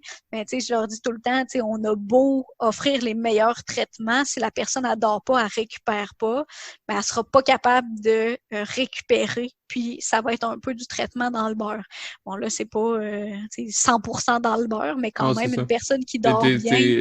Le client va être, le patient va être moins apte à recevoir les traitements. On va dire, son corps va moins bien le réceptionner. Puis, fait que c'est surtout ça. Fait que c'est pour ça que c'est important. Puis c'est fou à quel point, justement, on se rend compte que bien dormir, aider notre corps à s'aider à bien dormir, ça aide une foule de choses, c'est normal, mais tu sais, de l'étaler là, sur différents aspects, sur différents points que tu es là, ça en fait beaucoup. Fait que, tu sais, des fois, ça permet, je pense, peut-être de dire, je vais me pencher un peu plus sur justement ce qu'on parlait tantôt. Là. Moi, c'est vraiment le côté aller dans le lit seulement pour dormir, au lieu de regarder une couple d'affaires sur le cellulaire. En plus, peut-être avec la lumière bleue, etc., etc. C'est peut-être juste d'aller se coucher directement, tu fais tes choses, ben ça fait que le lit sert, ton corps est habitué à dire, OK, je suis dans le lit tant de temps, ben, je vais rentabiliser ça plutôt que si tu en donnes trop. Là. C'est ça. Ça, je trouve ça... Parce que moi, j'apprends plein de choses aujourd'hui. C'est pour ça que... C'est ça le but? Hein? Ouais, mais en fait, j'avais beaucoup de choses. Je me suis dit, je vais en apprendre. Sauf que là, autant que ça, je trouve ça vraiment intéressant. Moi, je le dis tout le temps, là, pour être en santé, c'est sûr qu'il y a une panoplie de choses, mais il y a quand même 3 piliers. Là. Tu sais, t'as l'alimentation, t'as l'activité physique, mais t'as le sommeil. Puis le sommeil, il est trop souvent mis de côté. On parle souvent, là, les programmes, les nouvelles affaires, c'est obtenir un plan nutrition et un programme d'entraînement. Il y a personne, c'est comme, on va regarder tes habitudes de vie, mais quelqu'un qui se spécialise sur le sommeil, des fois, ça ferait juste, ça fait longtemps que je m'entraîne, que je mange bien. Ben, c'est clair que faut que tu aies les 3 pour que ce soit optimal. Ouais, c'est ça. C'est ça, exactement. Puis, tu sais, là, on a parlé beaucoup de santé physique, Ouais. mais ça a un impact énorme sur notre santé mentale aussi. Mhm. Tu sais, quand on dort pas, on a beaucoup plus tendance à avoir une humeur maussade, qu'on est plus Désagréable. grognon. Fait que ça affecte énormément notre humeur. Euh, Puis sur le long terme, si on a de la difficulté à dormir, ben évidemment, il y a un lien. Tu sais, quand on parlait là, du hamster qui roulait, puis qui roulait, puis qui roulait, puis nos croyances par rapport à notre sommeil, ben tu sais, tout ça, ça peut aller nous mener à avoir de l'anxiété. Tu sais, une personne là, qui a tout le temps tendance à se dire, ah, là, je dors pas, je dormirai pas, je ferai pas ma journée, je serai pas capable. Puis là, à cause de ça, je vais rater mon examen, je vais rater mon cours. Tout ça, c'est des trucs qu'on va vraiment intégrer dans nos pensées. Puis, il y a beaucoup, beaucoup de liens aussi avec le manque de sommeil, puis la dépression, les troubles Mhm. anxieux, par exemple. Puis, pour une personne qui a des problèmes de santé mentale importants, vivre une période où on dort mal, ça peut être ça la différence entre quelqu'un qui fait une tentative de suicide ou pas, là. Il y a il y a eu beaucoup d'études là-dessus qui ont démontré que les personnes qui ont des troubles de santé mentale, qui ne dorment pas, ont beaucoup plus de risques de poser des gestes dangereux, autodestructeurs là, euh, comme les tentatives de suicide. Là. Donc, il y a beaucoup, beaucoup de liens à faire avec la santé physique, mais la santé mentale est affectée pas mal aussi. Là. C'est super important. C'est parce que c'est ça la base de ton fonctionnement. Puis, tu sais, ton objectif, c'est pas de. Tu sais, justement, tu parlais de ceux qui ont des problèmes de santé mentale. Justement, le manque de sommeil renforce. Puis, n'importe qui, même ceux qui en ont pas, ça renforce. Si tu as une mauvaise pensée, tu dors mal, ou tu sais, ça va renforcer tes réactions à ton alarme qui sonne super agressant, Ouais. tandis qu'habituellement, tu es habitué ou des choses comme ça. Fait que, tu sais, c'est un multiplicateur d'intensité sur des choses qui peuvent être négatives. C'est ça. Puis, tu sais, là, c'est sûr qu'on a parlé. Tu sais, quand on parle de mal dormir, d'avoir de la difficulté à s'endormir, à se réveiller pendant la nuit, tu sais, ça, c'est de l'insomnie. Mais c'est pas le seul trouble de sommeil, là. Mm-hmm. Par exemple, moi, mon travail, c'est beaucoup avec des personnes qui ont un trouble de stress post-traumatique. Puis ces personnes-là vont avoir énormément de problèmes de sommeil, puis de cauchemars. Fait que, oui, il y a de l'insomnie, mais il y a aussi des cauchemars. Puis quand on rentre dans les cauchemars, par exemple, une personne qui a vécu un événement traumatique, ben, elle va avoir tendance à y rêver ou à rêver à quelque chose qui est relié. Puis les cauchemars, ça a un impact évidemment sur notre sommeil parce que ça nous réveille. C'est quelque chose qui est extrêmement prenant, qui va réveiller pas juste notre esprit, mais qui va réveiller un peu tout notre corps parce que c'est très émotif. Tu sais, ça vient nous chercher en dedans. Puis ça va être beaucoup plus difficile de se rendormir. Tu sais, quand on fait un rêve, on rêve qu'on est au travail, puis là il y a quelque chose, on n'avait pas de culotte, haha, c'est drôle.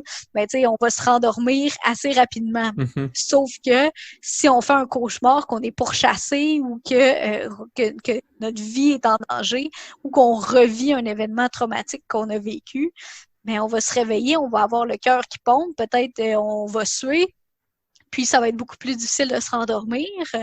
Puis là, le soir venu, le lendemain, ben ça ne tentera pas d'aller dormir parce qu'on va le savoir qu'on fait un autre cauchemar. Puis, tu sais, c'est pas une expérience agréable. Fait que, tu sais, on parlait beaucoup d'insomnie puis de troubles de sommeil plus communs, mais quand on parle de, justement, troubles de santé mentale, le trouble de stress post-traumatique, là, avec les cauchemars, les deux vont un peu s'auto-alimenter. Donc, Mm-hmm. l'anxiété puis les cauchemars vont être vraiment vont interagir. Puis, si on traite seulement un ou si on ne touche pas à l'autre, ben, ça va faire en sorte qu'on va revenir. T'sais, une personne qui fait de la dépression, par exemple, qui va faire un traitement pour la dépression, mais le traitement ne touchera pas du tout le sommeil, ben, si le sommeil continue à être un problème, ben là, on va retomber dans nos habitudes, puis on va retomber dans les problématiques plus au niveau de la santé mentale. Fait que c'est super important de parler de sommeil aux futurs professionnels de la santé mentale aussi, parce que c'est quelque chose qui va affecter notre traitement.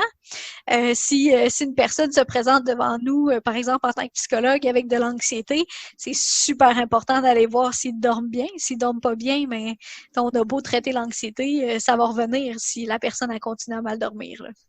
Puis, justement, on voit ça comme un cercle vicieux, justement, puis ça peut être vraiment négatif, puis nous mener vraiment...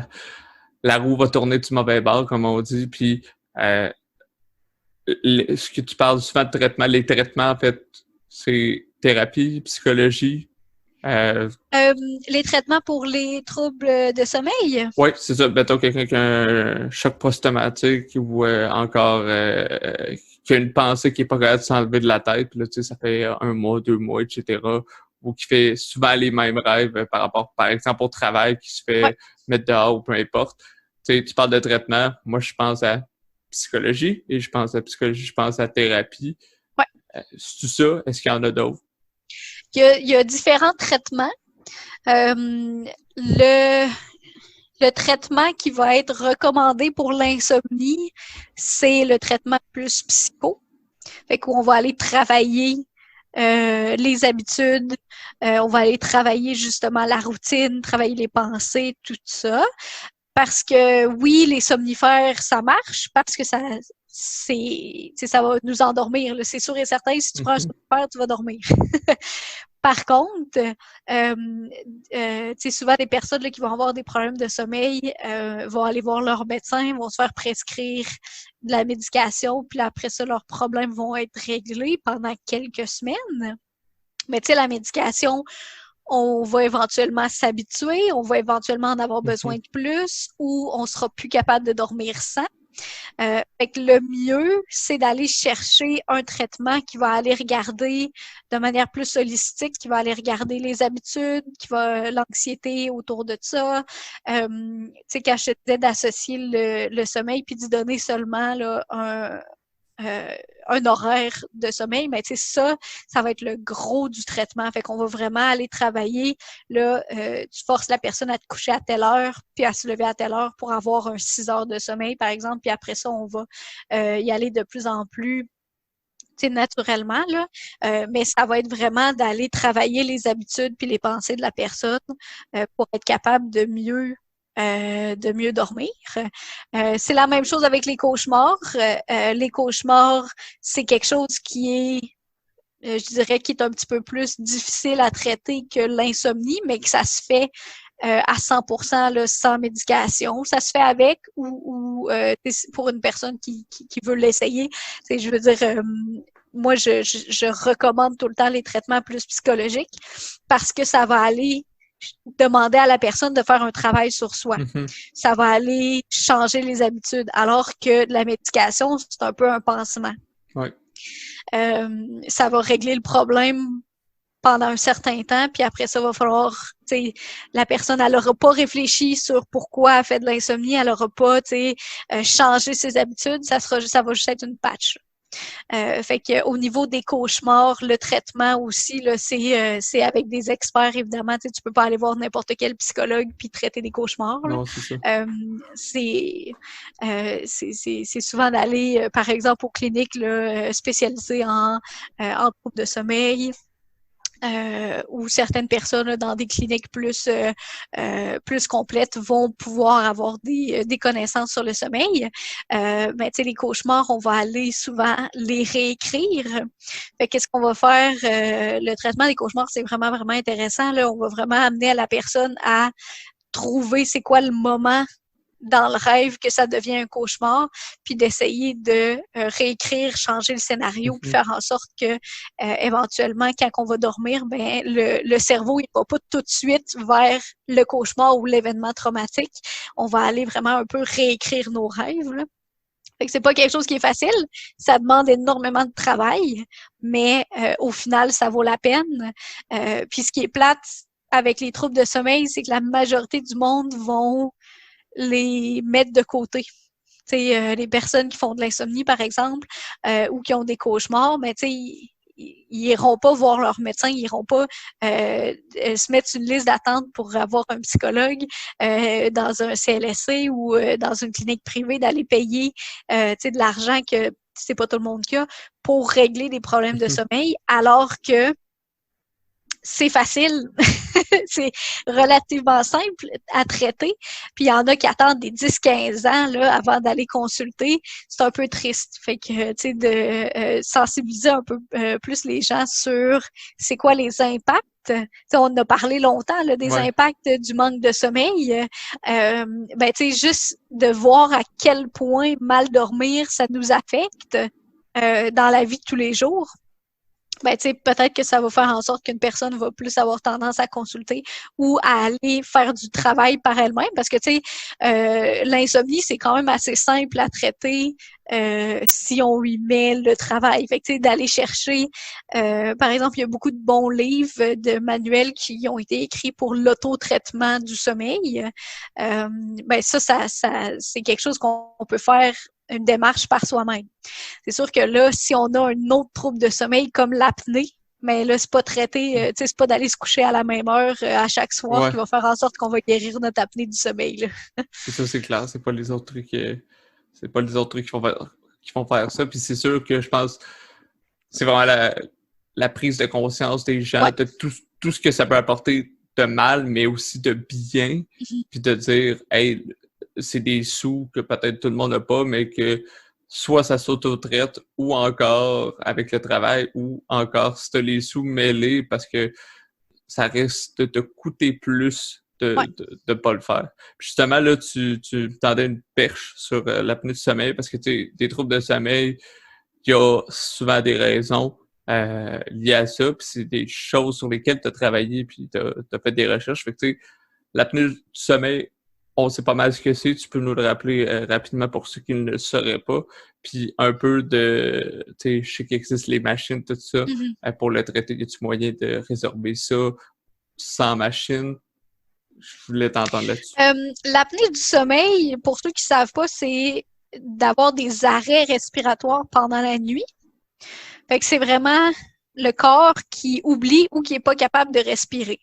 Puis je pense pas que j'ai besoin de dire à qui que ce soit que respirer, c'est comme important. Un peu. C'est un peu important pour vivre, respirer. Fait que l'apnée, ça va commencer tranquillement, puis ça va être de pire en pire. Fait que ça peut être juste d'avoir de la difficulté à respirer 1 ou 2 secondes pendant la nuit. Sauf que ça, c'est quelque chose qui va se dégénérer, donc ça va devenir de pire en pire si c'est pas traité.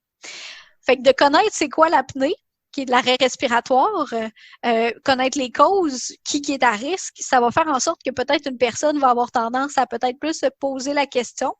Fait que l'apnée, il y a 2 types de difficultés. En fait, ça se divise en 2. C'est soit que le cerveau oublie de commander la respiration, fait que le corps, il fait juste pas respirer. Ça, c'est très, très rare. Fait que c'est vraiment, vraiment rare que c'est un bug au niveau du cerveau, que le cerveau va vraiment oublier de commander la respiration. La majorité du temps, les personnes qui vont faire de l'apnée, c'est parce qu'ils sont pas capables. Donc, le corps va essayer. Donc, si on regarde une personne qui fait un épisode d'apnée, il va avoir en fait, la poitrine va se gonfler, va essayer de respirer. Il va avoir des mouvements, mais il n'y aura pas d'air qui va rentrer. Puis ça, c'est, je pense, 80% du monde qui font de l'apnée, ça va être de ce type-là. Il y a des types que ça peut être les deux, mais la majorité du monde, ça va être vraiment l'obstruction. Fait que ça peut être une personne obèse, une personne qui a un surplus de poids important. Là, je parle pas d'un 20 livres de trop. Là, je parle vraiment de un surplus de poids important qui va faire en sorte que quand on est couché, ben là, le cou, il y a plus de masse adipeuse, donc il y a plus de gras qui va aller peser sur nos voies respiratoires, qui va aller bloquer ça, puis qui va faire en sorte qu'on va pas être capable. Donc, ça peut être une question de poids. Puis ça, si c'est juste la question de notre poids, ben perdre du poids, ça va régler notre apnée, là. c'est quelque chose qui va se présenter beaucoup quand on avance en âge. Quand on est rendu à un certain âge, les muscles ont beaucoup moins de tonus, beaucoup moins de... ils vont se tenir moins facilement. Et quand on est couché, les muscles du cou, de la gorge, de la poitrine vont s'affaisser puis ça va bloquer. Donc ça, c'est quelque chose qui peut avoir un impact qui va aller créer de l'apnée. Ça, c'est un petit peu plus difficile, tu sais, aller travailler les muscles du cou, c'est pas nécessairement facile. Fait que pour ça que les personnes plus âgées vont souvent avoir la machine, là, le CPAP. Qui va aller envoyer de l'air. Ça peut être aussi à cause de la mâchoire, de la position de la mâchoire ou de la bouche ou de la luette. C'est quelqu'un qui a des problématiques au niveau de l'anatomie de la bouche. Du nez, par exemple. Tout ça, c'est réglable par des chirurgies, là, par exemple, ou des plaques, là, quand on va en orthodontie puis qu'on a des appareils pour les dents. Ben, il y a certains appareils qui vont aider avec l'apnée, là, si c'est ça le problème. Fait que c'est pour ça que c'est important de le détecter puis de trouver la cause. Fait que une personne qui a de la misère à se réveiller le matin, qui, même si elle dort, même si elle a l'impression qu'elle dort bien, puis qu'elle dort 7, 8 heures, 9 heures, va être fatiguée pendant la journée, va avoir besoin de faire une sieste. Si on se lève avec la bouche sèche, puis là, tu sais, on a tout un peu la bouche sèche quand on se lève, c'est un peu normal, mais si on se lève avec la bouche vraiment, vraiment sèche tout le temps, chaque matin, un mal de tête, puis qu'on a tendance à ronfler, tu sais, si notre partenaire de lit nous dit qu'on ronfle beaucoup, ou juste que le partenaire dit t'as arrêté de respirer cette nuit-là. Ouais. Ben, c'est inquiétant. C'est ça. Fait que ça, c'est peut-être, c'est absolument des signes d'aller d'en parler. Puis l'apnée, c'est simple à détecter. Donc, on a juste à dormir. Par exemple, en laboratoire, en clinique de sommeil, on se fait brancher avec des électrodes, avec des sangles. Donc, la personne va aller dormir quelques heures en laboratoire, puis on va savoir que c'est de l'apnée. Puis là, on va être capable de détecter la cause, puis on va le traiter, là. Fait que pour le traitement, c'est beaucoup, beaucoup la machine. Parce que si c'est pas juste une question de poids, mais on peut pas nécessairement le régler. On va aller regarder est-ce que c'est le poids, est-ce que c'est parce que la mâchoire est mal positionnée, puis là on peut aller traiter sans machine, mais en général, ça va être la machine. C'est ça, c'est le CPAP. Mais tu sais, c'est plus l'espèce de grosse machine de cosmonaute comme on voit dans les films, là. C'est de moins en moins pire. Puis c'est quelque chose qui fait de moins en moins de bruit. Fait que tu sais, les personnes qui étaient obligées de faire chambre à part à cause qu'il y avait une machine CPAP, ben c'est plus nécessairement le cas, là. Donc il y a beaucoup d'études qui est faite là-dessus. Surtout avec le vieillissement de la population, tu sais, c'est une maladie qui va aller affecter beaucoup plus les personnes âgées. Donc il y en a beaucoup qui vont avoir à faire de l'apnée là, pendant leur vie. Fait qu'on on met les efforts pour essayer d'améliorer leur vie, là. C'est ça, les conditions, puis que l'appareil soit pas trop tannant, qui fonctionne bien, un peu comme toutes les technologies, on essaie de faire plus petit, plus performant, dans moins gros. Il y a ça aussi. Et puis, il y a un sujet que tu m'avais parlé, que tu connaissais, que moi, je connaissais pas. C'était l'hypersomnie. Est-ce que tu veux vous en parler un peu? Parce que moi, je connais vraiment pas ça. Ben, tu sais, quand on parle de problématiques de sommeil, le monde va avoir tendance à penser directement à dormir pas assez ou mal dormir. Mais il y a aussi la problématique de sommeil qui va aller nous causer de dormir beaucoup, beaucoup, beaucoup, puis d'avoir besoin d'énormément de sommeil. Fait que, tu sais, une personne qui est un grand dormeur peut avoir besoin de 9-10 heures de sommeil, mais tu sais, une personne qui fait de l'hypersomnie, elle dormirait tout le temps, là. Fait que c'est vraiment le contraire de l'insomnie, hypersomnie. Donc, c'est une personne qui va vouloir dormir des 12-14 heures, qui va être fatiguée dans la journée, même si elle dort, même si elle fait des siestes. Ça, c'est pas encore très connu parce que c'est une maladie qui faisait partie d'une autre jusqu'à récemment. Fait qu'on parlait de la narcolepsie, qui est une maladie neurologique. Fait que c'est vraiment un défaut au niveau des processus dans le cerveau qui va faire en sorte, chez les narcoleptiques, qu'il y a un gros besoin de sommeil, fait que les personnes ont tout le temps besoin de dormir, puis ils vont avoir tendance à avoir des attaques de sommeil aussi. Il y a eu des vidéos là, qui sont devenues virales sur Internet là, de chiens que là, ils couraient, puis là, bang, ils s'endorment, ils tombent endormis. Ben ça, c'est de la narcolepsie. Fait que ça, c'est vraiment un trouble qui est neurologique. Puis c'est comme si l'hypersomnie avait été rentrée là-dedans, parce que les personnes ont besoin de beaucoup de sommeil. Mais il y a des personnes que leur seul problème, c'est d'avoir trop besoin de dormir, puis ils n'ont pas d'attaque de sommeil comme les narcoleptiques. Donc, jusqu'à il y a peut-être 10-20 ans, ça n'existait pas dans le langage scientifique commun du sommeil, l'hypersomnie. Fait que c'est nouveau. On ne connaît pas encore énormément ça. On ne sait pas pourquoi il y a certaines personnes qui ont autant besoin de sommeil, mais une personne là, qui a vraiment besoin de 10-12 heures puis qui est encore fatiguée, ben ça, évidemment, c'est d'en parler, parler à quelqu'un, un médecin ou un spécialiste.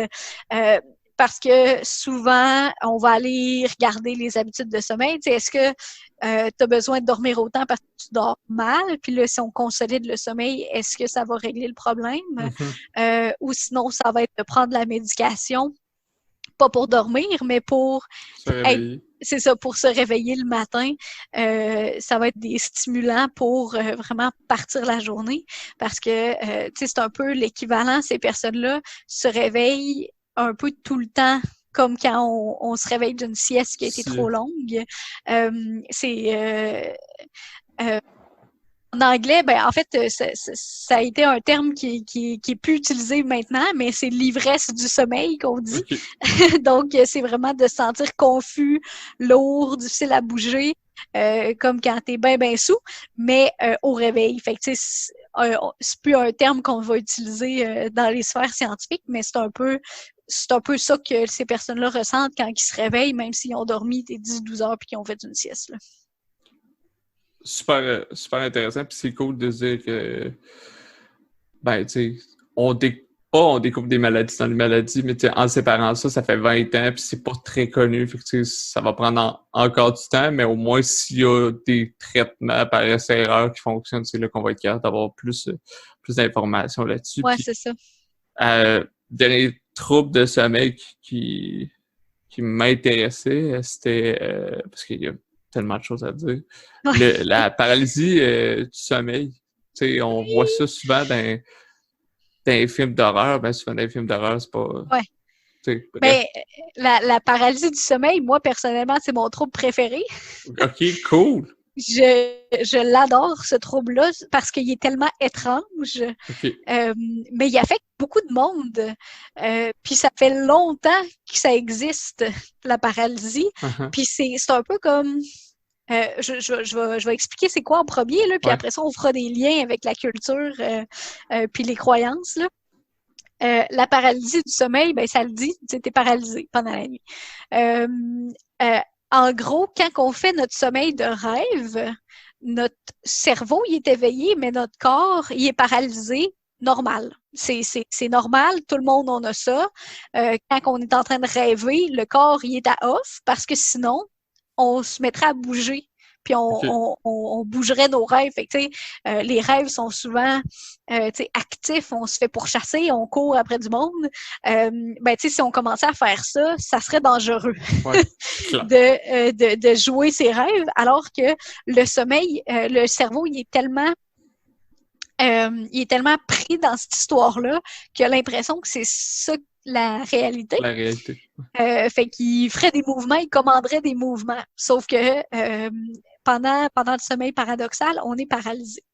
Sauf que si on se réveille malencontreusement en plein milieu d'une période de sommeil paradoxal, ou que pour une raison quelconque, quand on est en train de s'endormir, La paralysie du sommeil, elle fait un petit coucou, puis elle arrive alors qu'elle n'est pas supposée d'être, mais c'est là qu'on va vraiment être paralysé, mais réveillé. Fait qu'on est conscient. Puis vu que c'est quelque chose qui va aller impliquer les mécanismes des rêves, c'est quand on rêve, on voit des choses, on ressent des choses, on entend, mais ça, si on le fait à l'éveil, c'est un peu ce qu'on appelle les hallucinations. Ouais. Donc, on va être réveillé, paralysé, pas capable de bouger, pas capable de crier, pas capable d'appeler à l'aide, puis on va avoir des hallucinations qui peuvent être visuelles, auditives, tactiles, on peut sentir des choses. Fait que le gros de la paralysie du sommeil, c'est de pas être capable de bouger. Puis bien souvent, ça va être accompagné d'hallucinations auditives, donc c'est le plus commun. Donc on entend des bruits de pas, on entend des personnes parler dans un langage étrange, on voit des ombres, on voit des choses bouger autour de nous. Ça peut être aussi, comme je disais, plus tactile au niveau du corps. On peut sentir des trucs qui nous touchent, des choses sur nous. On peut avoir de la misère à respirer, donc on a l'impression qu'il y a quelque chose qui est sur notre poitrine puis qui nous pousse dans le lit. Puis on peut aussi avoir l'impression, au contraire, qu'on flotte, qu'on est à l'extérieur de notre corps, ou c'est ça, on flotte puis on sait plus dans quelle position on est. Donc ça, c'est des choses qui vont arriver à la personne qui fait de la paralysie du sommeil. Fait que ça, c'est des choses qui ont été, qui ont fuelé beaucoup, beaucoup de croyances. Fait que à l'époque médiévale, la chrétienté, les démons étaient super présents dans la vie. Ben ça, c'est un peu une possession démoniaque, là, pas être capable de bouger, voir des choses autour de nous. Les films d'exorcisme, l'exorcisme d'Emily Rose, que là, ça commence à être une référence qui date. Mais, la personne dans ce film-là, c'est ça qu'elle vivait. Elle n'était pas capable de bouger, elle n'était pas capable de respirer, puis elle voyait des choses. Fait que, ça, c'est des possessions démoniaques. On parlait aussi dans la Grèce ancienne là, de démons, c'est comme Succubus, que là, vu que on n'était pas capable de bouger, on n'était pas capable de respirer comme si quelque chose était sur nous, puis qu'en plus, on avait des sensations physiques.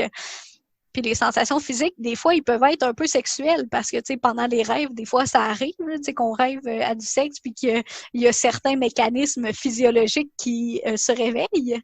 Ben, tu sais, c'est la même chose quand on fait de la paralysie. Fait que, tu sais, la paralysie, ça peut être une expérience quand même un peu le fun de ce côté-là. Pour certaines personnes, fait que, tu sais, des démons du sexe, là, dans l'ancienne Grèce, ça peut venir de la paralysie. Puis tu sais, juste si tu imagines pas capable de bouger, il y a de lumière, il y a de l'ombre, il y a des ombres autour de toi qui parlent un langage étrange puis qui te touchent, ça peut ressembler à des extraterrestres. Tu sais, les personnes qui vont dire s'être faites visiter par les extraterrestres pendant la nuit, leur témoignage colle parfaitement avec les symptômes de paralysie du sommeil. Fait que, tu sais, ça, c'est vraiment, vraiment dans l'imaginaire commun, puis ça a été expliqué, puis ça a été compris de différentes manières au travers de la culture des différentes époques. Parce que c'est ça, la paralysie du sommeil, c'est quelque chose, je veux dire, de tout le temps que les humains ont existé. La paralysie du sommeil, ça a existé. Fait que ça, honnêtement, c'est vraiment mon troupe préféré parce que on a tellement d'imaginaire autour de ça. Puis ça va affecter beaucoup de personnes aussi. Ça t'es-tu déjà arrivé? Pas du tout. Ben, Non? En même temps, t'expliquer de sortir de son corps. Fait que là j'essaie de faire un peu la part entre ce que je croyais peut-être être un rêve ou justement, je suis comme, OK, j'ai l'impression d'avoir eu des flashs, mettons, des choses comme ça. Mais non, ça m'est jamais arrivé, mais j'aurais tendance à dire que ça doit arriver aux gens. Puis c'était un peu ma prochaine question, tu sais, à qui ça arrive, ça se traite-tu? Puis je veux dire, est-ce que c'est comme une maladie que tu vas toujours en faire, même si on te traite un peu? Ouais. Ça va affecter beaucoup, beaucoup les jeunes. étudiants, tu sais, souvent le secondaire cégep, parce que leur sommeil va être vraiment instable. Fait que, tu sais, les jeunes étudiants, là, par exemple, le cégep, les horaires du cégep sont vraiment mal faits, là. Tu sais, des fois, tu as un cours à 8 heures, puis le lendemain, tu as un cours à midi. Ben, tu sais, les personnes, les étudiants, ils ont tendance à dormir jusqu'à temps que ça soit le temps de se lever pour son cours. Fait qu'ils vont dormir, ils vont se lever tôt un matin, ils vont se lever tard un autre matin, ils vont sortir le soir, faire quelque chose. Fait que d'avoir le sommeil vraiment, vraiment irrégulier comme ça, ben nos cycles puis nos stades de sommeil, ils savent plus où se pitcher. Mm-hmm. Tu sais, quand je disais que c'était important de se coucher à la même heure, de se lever à la même heure, ben c'est un peu pour régler nos stades de sommeil, parce que s'ils savent plus où se présenter, vu qu'ils sont tous importants, ben des fois, ils vont comme se pitcher un peu n'importe où. Fait qu'on va être en train de s'endormir, puis là, whoop, on tombe en sommeil paradoxal, alors qu'on est encore réveillé, puis c'est là qu'on a ces épisodes de paralysie-là. Fait que des personnes qui ont tendance à avoir un horaire de sommeil vraiment irrégulier vont avoir tendance à faire de la paralysie. Puis toutes les personnes qui ont des problématiques au niveau de l'anxiété, donc une personne qui est stressée, une personne qui est plus anxieuse, va avoir tendance à avoir un sommeil beaucoup plus léger dans tous les stades de sommeil. Fait que le sommeil profond, c'est pas parce qu'il n'y en aura pas, mais c'est juste qu'il va être pas mal moins profond que chez une autre personne. Puis le sommeil paradoxal, les processus qui vont faire en sorte que notre esprit va rester endormi seront moins là. T'sais, le sommeil va être beaucoup plus léger. Donc, on va avoir tendance à se réveiller plus souvent pendant la nuit et donc pendant le stade de sommeil paradoxal. Fait que les personnes, les étudiants ou ceux qui ont des horaires de sommeil vraiment irréguliers, puis les personnes stressées qui ont de l'anxiété vont avoir tendance à faire de la paralysie du sommeil. Puis dans la population générale, environ 5 à 30-40% vont avoir tendance à avoir vécu une fois dans leur vie. Puis c'est quelque chose qu'on peut vivre une seule fois puis plus jamais en refaire. Ça peut être chronique. Donc si c'est à cause que le sommeil est vraiment irrégulier de manière plus chronique, ben tu sais là on va avoir tendance à en faire souvent. Fait que pour le traiter, ça va vraiment être d'avoir un sommeil régulier, régler son stress, vraiment aller avoir des bonnes habitudes de sommeil. Juste ça peut faire en sorte que ça l'arrête. Justement, traiter son stress, bon là, ça c'est un peu plus difficile, mais faire, par exemple, une période de relaxation, méditation, exercice de respiration avant de se coucher, juste pour préparer le corps à dormir, ça va faire en sorte qu'on va avoir moins tendance à en faire. Mais aussi, quand on fait un épisode de paralysie, c'est vraiment terrifiant. Si on sait pas qu'est-ce qui se passe, ça peut être très, très épeurant à vivre. Puis même si on le sait, ben tu sais, c'est un peu poche, là, se réveiller, peut être capable de bouger, puis voir des démons. Tu sais pas combien de temps ça dure, tu sais pas quand est-ce que ça va arrêter. C'est surtout là que la crainte peut partir. Là. C'est ça, exactement. Puis on n'est pas totalement en contrôle de nos émotions aussi quand ça arrive, parce que le système de notre cerveau qui va se réveiller en premier, c'est notre système d'alarme, c'est notre système émotif. Fait que tout ça, ça va aller voir le gros négatif en premier, puis après ça, on va être un petit peu plus logique, puis on va le réfléchir. Mais tu sais, ça va vraiment être la peur qui va embarquer en premier. Puis ça, je le dis tout le temps aux personnes qui font de la paralysie du sommeil, t'arriveras pas à bouger, là. Même si t'essayes de crier, même si t'essayes de te lever, ça marchera pas. Fait que la seule affaire qu'on peut faire, c'est de repartir la machine tranquillement. Fait que souvent, ce qu'on va dire, c'est bouge les doigts, bouge les pieds. Puis juste ça, c'est beaucoup plus facile bouger les extrémités que d'essayer de chercher tout le corps puis de se lever ou de parler. Fait que vraiment de recommencer la machine tranquillement, là, aller bouger les doigts, les pieds, ça va faire en sorte qu'on va avoir beaucoup plus tendance à être capable de se lever éventuellement, puis d'essayer de contrôler un peu le niveau de la peur, de se dire c'est correct, c'est pas grave, je suis en train de faire de la paralysie, ça va arrêter dans quelques minutes, je vais bouger mes mains, ça va aller. Fait que juste de recommencer à penser logiquement, puis d'essayer de bouger un petit peu les extrémités. Juste ça va faire en sorte que l'épisode de paralysie va être pas mal moins pire, puis pas mal moins long. Puis les gens qui font de la paralysie, justement, tu sais, qui se parlent, qui se disent ça va juste durer une couple de minutes, etc., puis qui bougent les doigts, est-ce qu'ils se réveillent ou ils se rendorment quand ça cesse? Ben, c'est ça, t'es réveillé quand tu fais de la paralysie. Ouais. Fait que tu fais juste te réveiller. Fait que tu réveilles ton corps au complet, puis après pas ça, tu peux te rendormir, c'est ça. Ok, super. Puis moi, je voulais savoir, toi, justement, t'étudies le sommeil. Toi, as-tu fait des liens avec ta vie ou une expérience, justement, peut-être de paralysie du sommeil? Ouais, ben moi, j'en fais de la paralysie du sommeil. OK. J'en faisais beaucoup quand j'étais à l'université. On voit le lien avec l'information de tantôt. C'est ça, j'avais pas un bon sommeil, puis je dormais mal. Puis aussi, quand tu dors ailleurs, on a souvent tendance à avoir un sommeil un petit peu plus léger. Fait que si tu dors ailleurs, ça peut avoir un impact là-dessus. Fait que moi, la paralysie du sommeil, comment ça se présentait pour moi, c'était beaucoup pas être capable de bouger, voir des ombres, mais moi, c'était surtout l'impression de flotter, puis de pas savoir dans quelle position ton corps y est. Ouais. Parce que, tu sais, quand tu rêves,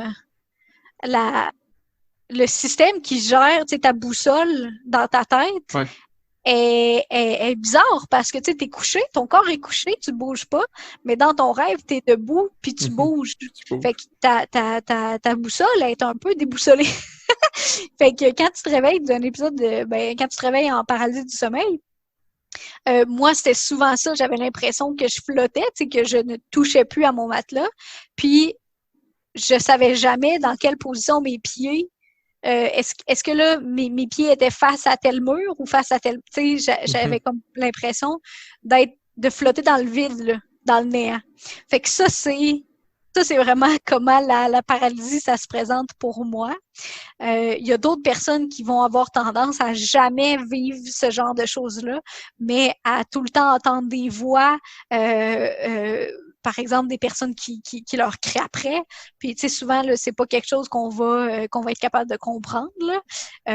Fait que ça, ça, moi, c'est sûr que l'insomnie, c'est quelque chose qui affecte beaucoup de personnes, puis tu sais, j'en ai fait aussi, mais vraiment la paralysie du sommeil, je n'ai fait, puis fait que je comprends à quel point c'est intense, là. Mais juste le lien avec les différentes explications dans les différentes cultures, là, moi, ça me fascine.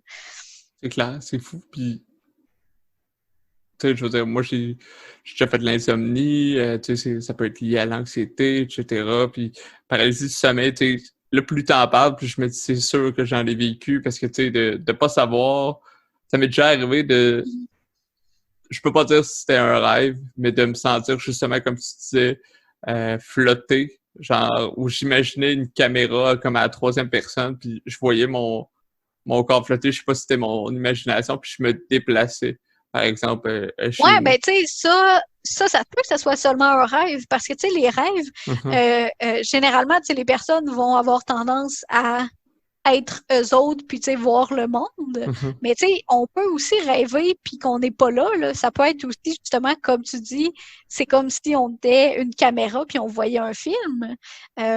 Puis, tu sais, on est beaucoup habitué aussi de voir de l'action sur un écran. Que ça soit à la télé ou en jeu vidéo, tu sais, l'action se déroule, on n'est pas nécessairement là. Ben, tu sais, souvent, ça, dans les rêves, ça va se présenter de cette manière-là. Fait que, tu sais, des rêves où on est nous-mêmes puis on voit ce qui se passe, ou des rêves où on est comme une caméra, on se voit nous-mêmes puis il y a une action, ou on n'est même pas là. Des fois, on n'est même pas là dans nos rêves. Ça, c'est différents types de rêves qui vont se présenter. Puis, généralement, on va se souvenir des rêves qui sont un petit peu plus qui ont un lien avec nous, ou par exemple qui ont de la couleur, parce que oui, on rêve en noir et blanc des fois, mais en général, on s'en souvient jamais des rêves en noir et blanc parce que c'est juste poche. Fait que c'est ça, les rêves, ça va se présenter de différentes manières. Puis, on va être à des niveaux de lucidité différents. D'habitude, un rêve, tu le réalises seulement quand tu te réveilles. Puis là, tu te souviens de ce à quoi tu es en train de rêver. Mais tu peux aussi prendre conscience pendant que tu rêves, puis dire « Hey, il me semble c'est bizarre ce qui se passe. Il me semble que c'est pas de même d'habitude. » Puis là, tu te dis « Ah, je suis en train de rêver. » Puis d'habitude, c'est là que tu te réveilles, là. Quand tu réalises que tu es dans un rêve. Fait que tu as des différents niveaux de lucidité. Fait que c'est pas nécessairement de la paralysie du sommeil. Ouais. Ça peut être juste de ce qu'on appelle un rêve lucide, de t'être réveillé cognitivement. Ouais. Ta conscience est éveillée, mais ton corps est encore endormi. Puis techniquement, tu dors encore. Là. Ça aussi, c'est intéressant, les rêves lucides. Mais c'est ça, parce que, tu sais, mais le point qui me faisait pencher là-dessus, en savoir si c'était un rêve ou si c'était de la paralysie, c'est que justement, mettons, je me voyais à 3 personnes, mais genre vraiment comme un couché, pis là, je peux pas bouger. Puis je le sens que j'essaye de bouger, puis je peux pas bouger, mais je me vois à 3 personne, un peu comme tout le monde a déjà joué aux Sims. Fait que, tu sais, un peu comme quand tu déplaces un objet, par exemple, et que tu vois l'objet, c'était moi qui étais couché, par exemple. Puis là, je me vois bouger, mais je suis pas capable. Puis là, souvent, ça durait pas longtemps, là. Mais tu sais, ça se pourrait que ça soit ça. Mais j'espère pas en faire, parce que c'est freakant quand même pas mal. Ben, tu sais, ça, ce que tu expliques, là, d'avoir l'impression d'être hors de son corps, puis se voir coucher, puis tu le sais que t'es pas capable de bouger, mais comme ton esprit est à l'extérieur, ben ça, c'est un symptôme de la paralysie du sommeil. Oui, c'est une des manières que ça peut se manifester. Puis, ça, c'est beaucoup tomber dans l'ésotérisme, là, parce que ça, c'est ce qu'on appelle un voyage astral. Puis, il y a beaucoup de monde qui vont dire être capable d'en faire. Puis, tu sais, je le dis tout le temps, moi, j'ai aucun problème avec une personne qui pense que qui croit en ça, tu sais, qui croit en la projection astrale ou les rêves prémonitoires ou des choses de même. Puis c'est souvent, tu sais, quand je fais des périodes de questions, souvent, c'est des questions qui vont revenir, là. J'ai aucun problème avec croire en ça, mais il y a une explication scientifique derrière. Fait que, tu sais, la projection astrale, c'est pas mal de la paralysie du sommeil. Exactement. C'est ça. Fait que, tu sais, il y a tout le temps cette espèce de clash-là entre qu'est-ce qui est croyance ésotérique puis bug de cerveau pendant le sommeil, parce que des bugs de cerveau, il y en a énormément. C'est clair.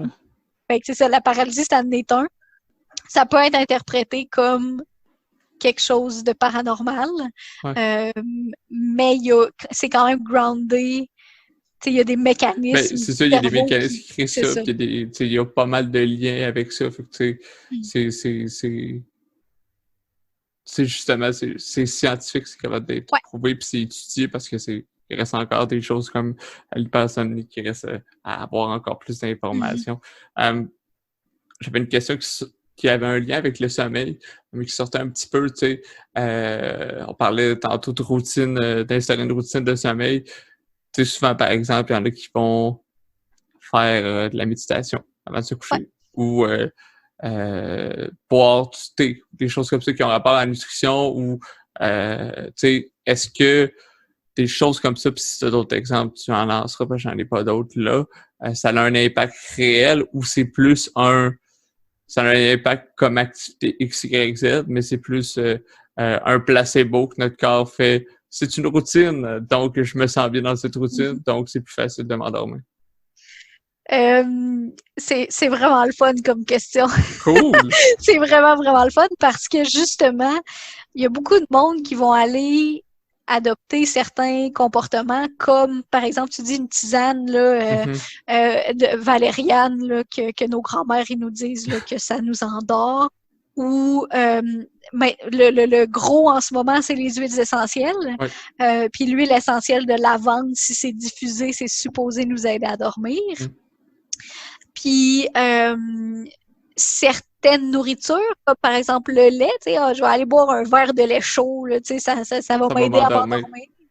Ben, tout ça, c'est plus à cause de l'aspect comportemental, de l'aspect routine, que l'ingrédient actif. Mettons, si on parle de valériane ou de lait, le lait, dans le fond, c'est une certaine protéine à l'intérieur du lait, la tryptophane, qui va faire en sorte que on va avoir que ça, c'est quelque chose qui va nous aider à dormir. Mais tu sais, pour justement, si on parle de lait, là, pour que le lait nous aide à dormir, ou la valériane, par exemple, il faudrait en boire un tonneau, là, tu sais.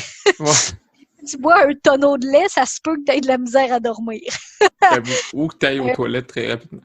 C'est ça, exactement. Fait que, tu sais, ça, c'est beaucoup plus l'aspect, je fais ma petite routine, j'ai pris ma tisane à valériane, là, je le sais que je vais être correct. Ou j'ai starté mon diffuseur, mon huile essentielle, ma lavande est startée, ça va être correct. Ou ça peut même être, j'ai pris ma pilule de mélatonine. La mélatonine, on n'en a pas parlé, mais c'est quelque chose que beaucoup de personnes qui vont se lancer là-dessus comme premier recours quand ils ont de la misère à dormir, parce que c'est connu. Donc, on le sait que la mélatonine, ça nous aide à dormir. C'est vendu en vente libre. Puis, ça coûte pas les yeux de la tête comme des somnifères, par exemple, qui peuvent coûter assez cher. Mm-hmm. Bon, fait que la mélatonine, c'est quelque chose qui va aller, que beaucoup de personnes vont aller chercher en premier, mais c'est beaucoup plus l'aspect, OK, là, j'ai pris ma pilule, je suis correct, je vais bien dormir, le stress redescend. C'est sûr qu'on va bien dormir si on se dit, je suis correct, j'ai fait ma petite routine, je vais... Avec les croyances, ça fait un lien avec les croyances qu'on parlait tantôt, là. Fait que si tu as des croyances positives, ça aussi, ça va affecter. C'est ça, exactement, parce que avoir confiance en le fait qu'on va s'endormir, que ce soit parce que on a travaillé sur notre sommeil, puis là, on a un bon horaire de sommeil, puis on est correct, ou parce qu'on a pris une certaine chose, comme une tisane, comme un verre de lait ou une pilule de mélatonine, avoir confiance, ben ça fait en sorte qu'on n'aura pas tendance à se dire, là, je vais-tu dormir? Si je m'endors maintenant, je vais avoir dormi 4 heures, puis si je m'endors là, ben tu sais, tout ça, si on y pense pas, ben tu sais, on va juste s'endormir comme il faut, là. Fait que souvent, c'est plus la confiance qu'on va avoir que l'ingrédient qui est actif, par exemple, dans la mélatonine ou dans la tisane, là. Puis, il y en existe-tu un ingrédient, justement, qui fonctionne, ou c'est vraiment plus purement un relaxant musculaire, un ingrédient nutritionnel qui est relaxant musculaire, etc. Puis c'est vraiment un peu, ça revient à dire, c'est la routine, c'est le fait de se sentir bien, c'est le fait de... Si on est un petit peu plus stressé avant de se coucher pour peu importe la raison, on est trop réveillé, de prendre de quoi de relaxant, ça va nous mettre dans la période où on sait, hey, dans cette période-là, je m'endors. Ouais, ben tu sais, c'est vraiment plus le fait de relâcher le stress par rapport à ça. Fait que si on a pris une certaine chose qu'on se dit, ça va m'aider, c'est surtout ça qui va faire en sorte. Parce que des choses naturelles qui vont nous aider à dormir, c'est plutôt rare que ça marche en tant que tel. Fait que si tu y crois pas, si tu prends ta tisane de valériane ou les amandes aussi, je pense, ou certains aliments, ou que tu sens, par exemple, avec un diffuseur de la lavande, c'est pas ça en tant que tel qui va faire en sorte qu'on va s'endormir. C'est vraiment plus la croyance l'absence de stress, je dirais. Le réconfort. C'est ça. Plus le réconfort, puis la routine. Si on est habitué, à chaque soir, là, on prépare notre petite patente, on prend notre tisane, puis on se couche. Mais ça va faire en sorte que ça va nous aider pas mal plus. Puis là, si on tombe dans, par exemple, la mélatonine ou les relaxants musculaires, c'est vendu en vente libre, là, les Tylenol ou Advil nuit, là, des choses qui vont nous aider à dormir. Ben, ça reste que c'est de la médication. Fait que ça peut faire en sorte qu'on va dormir. Par exemple, des personnes qui sont bien affectées par les gravoles, là, je recommanderais jamais à personne de prendre une gravole avec somnolence pour s'aider à dormir. Non, c'est ça, c'est clair. ça marcherait parce que ça ferait en sorte que sur le coup, ben, tu sais, tu t'endors. Moi, ça m'a jamais endormi tant que ça, les gravoles, là, mais tu sais, il y en a beaucoup qui disent que ça toque ou tu sais, prendre du NyQuil, quelque chose de même. Ah, c'est ça. Ben, tu sais, ça, oui, ça peut faire en sorte que tu t'endormes une journée. C'est vraiment pas quelque chose qui est bon à faire au long terme, mais aussi, tu sais, l'insomnie, c'est pas juste avoir de la misère à s'endormir. Hein. Tu sais, si tu t'endors en 5 minutes parce que tu as pris quelque chose, ben après ça, à 3 heures du matin, tu te réveilles parce que ton insomnie, ton stress est encore là. Mais si tu te réveilles à 3 heures du matin et tu n'es plus capable de dormir, ben c'est pas mieux. Là. Ton problème n'est pas réglé parce que tu t'es knocké out au moment du coucher, mais qu'après ça, tu te réveilles. Là.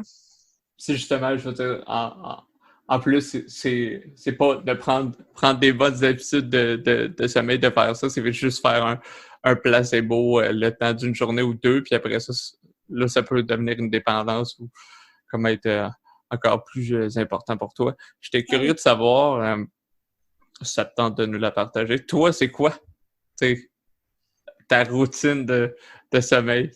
Toi, qu'est-ce qui fait que toi, tu te sens bien? Puis comme on l'a dit tantôt, c'est vraiment personnel à chaque personne. Mais j'étais curieux de dire, la spécialiste, son dada, c'est le sommeil. Elle doit avoir une routine incroyable.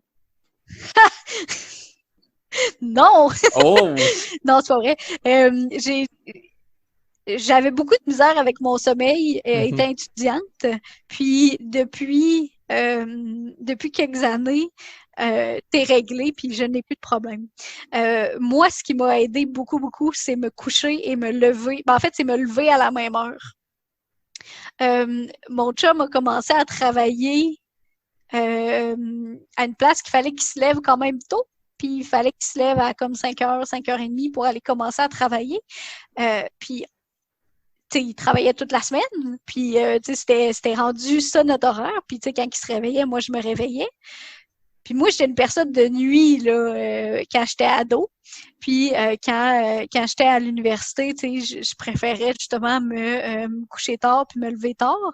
Mais avec cet horaire-là, qu'on se levait tout le temps à 5h30, 6h, ben j'avais pas le choix de me coucher à une heure relativement tôt. J'avais pas le choix de me coucher à 9-10 heures pour être capable d'avoir ma bonne quantité de sommeil. Fait que vraiment, là, d'avoir l'heure de réveil qui est tout le temps à la même heure, puis quand même assez tôt, c'est ça qui m'a sauvée pratiquement. Fait que quand je dis que la fenêtre de sommeil, vraiment, consolider son sommeil pendant un certain moment,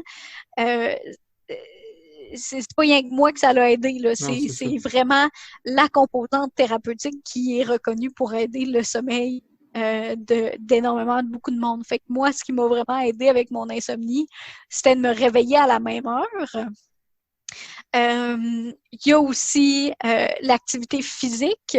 Quand j'ai recommencé à dépenser de l'énergie, à faire de l'activité physique, parce que pendant que j'étais à l'école, pendant que je faisais mes cours à l'université, c'était ça ma vie. J'étudiais.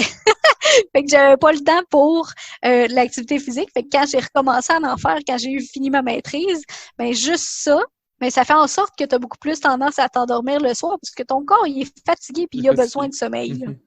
Fait que l'activité physique, ça aide énormément. C'est très, très important pour dormir parce que, tu sais, une personne qui dépense pas de l'énergie, le corps, il a pas besoin d'aller en reprendre.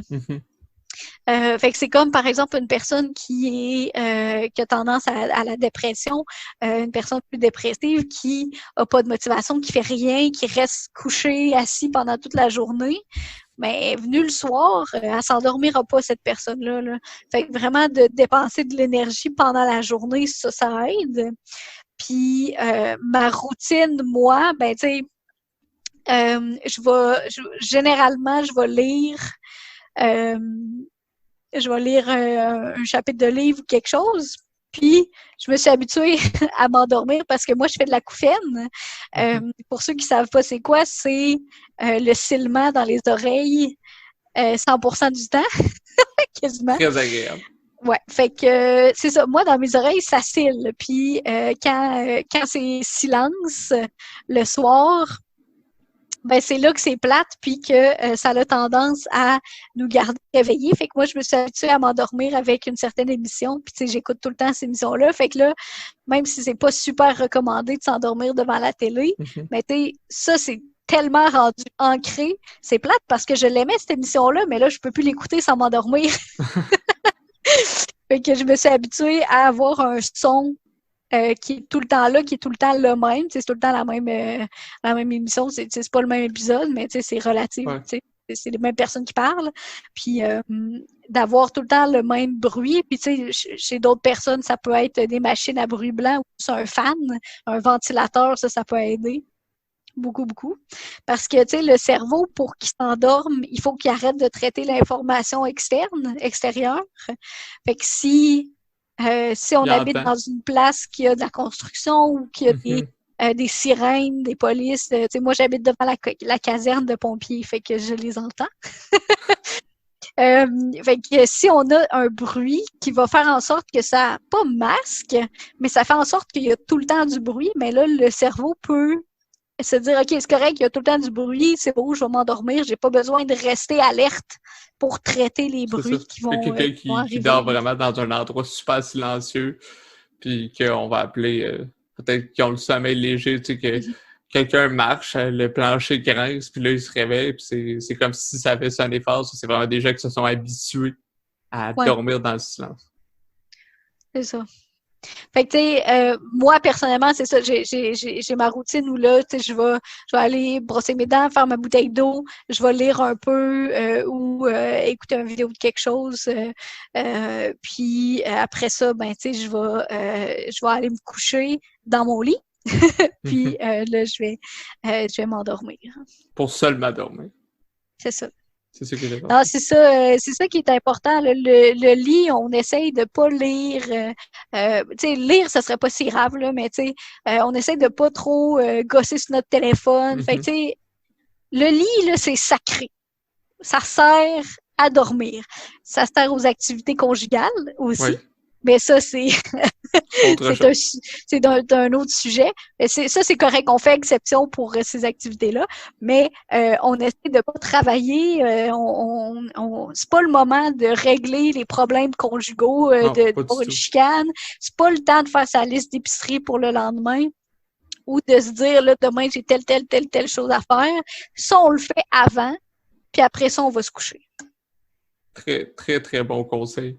Euh, Sur ce, c'est où qu'on peut te suivre? Est-ce qu'il y a des endroits, on peut aller voir tes conférences si quelqu'un nous écoute et veut t'inviter, ou y a-t-il moyen de, tu sais, je sais que tu donnes des cours cégep Sainte-Foy à certaines personnes, mais y a-t-il des cours que tu donnes à Dimanche? Je sais qu'on a eu quand même pas mal d'infos. C'est où qu'on peut te suivre? J'ai pas de sociaux pour moi. J'en avais un avant, un blog, quand je faisais beaucoup plus d'apparitions médiatiques, puis que j'avais une Mhm. chronique radio, là, j'alimentais mon blog, mais là je l'ai plus. Écoute, on peut me rejoindre si des personnes m'écoutent en ce moment avec ton podcast, ben, ils ont juste à t'écrire puis me Excellent. rejoindre. Mais sinon, pour avoir plus d'informations sur le Oui. sommeil, le site de la Société canadienne de sommeil est très, très informatif. Puis pour ceux qui comprennent l'anglais, le site de la National Sleep Foundation aux États-Unis. Donc ça, c'est deux sites qui sont très, très accessibles pour n'importe qui. Fait que c'est super simple d'aller sur ces sites-là, d'aller lire sur certains sujets. C'est des billets très courts, informatifs. Puis le site de la Société canadienne a aussi des professionnels de la santé du sommeil qui sont affiliés là. Donc, on peut aller chercher plus d'informations. Si on a des questions par rapport au sommeil, là, ces deux sites-là, ça serait vraiment la meilleure façon là, d'aller se renseigner. Super, c'est vraiment cool. J'ai appris beaucoup de choses, puis je pense que ceux qui vont écouter le podcast aussi vont en avoir appris beaucoup. Puis je pense que moi, ça va m'aider personnellement à faire des tests, justement pour savoir Ouais. le nombre d'heures de sommeil, puis peut-être à moins gosser sur mon téléphone. Fait. Merci beaucoup de ton temps, Jessica Lebel. Ça me fait plaisir. Si jamais il y a un autre sujet que je pourrais t'inviter, je pense que ça serait super intéressant de t'écouter dans un autre épisode. Écoute, moi, je jase, j'ai plus de faim. Tu jases. Quand on me parle sur mes sujets. Puis c'est ça, tu sais, je faisais une chronique radio avant. C'était une chronique hebdomadaire, fait qu'à chaque semaine. Puis, tu sais, moi, ça reste que mon sujet principal, c'est le sommeil, mais en santé mentale ou juste en sciences, tu sais, ça, c'est mes amours, c'est ma spécialité. Fait que, évidemment, si tu veux me revoir, je vais revenir. Sûr et certain que je vais te réinviter. Je te remercie beaucoup. Ben, merci à toi.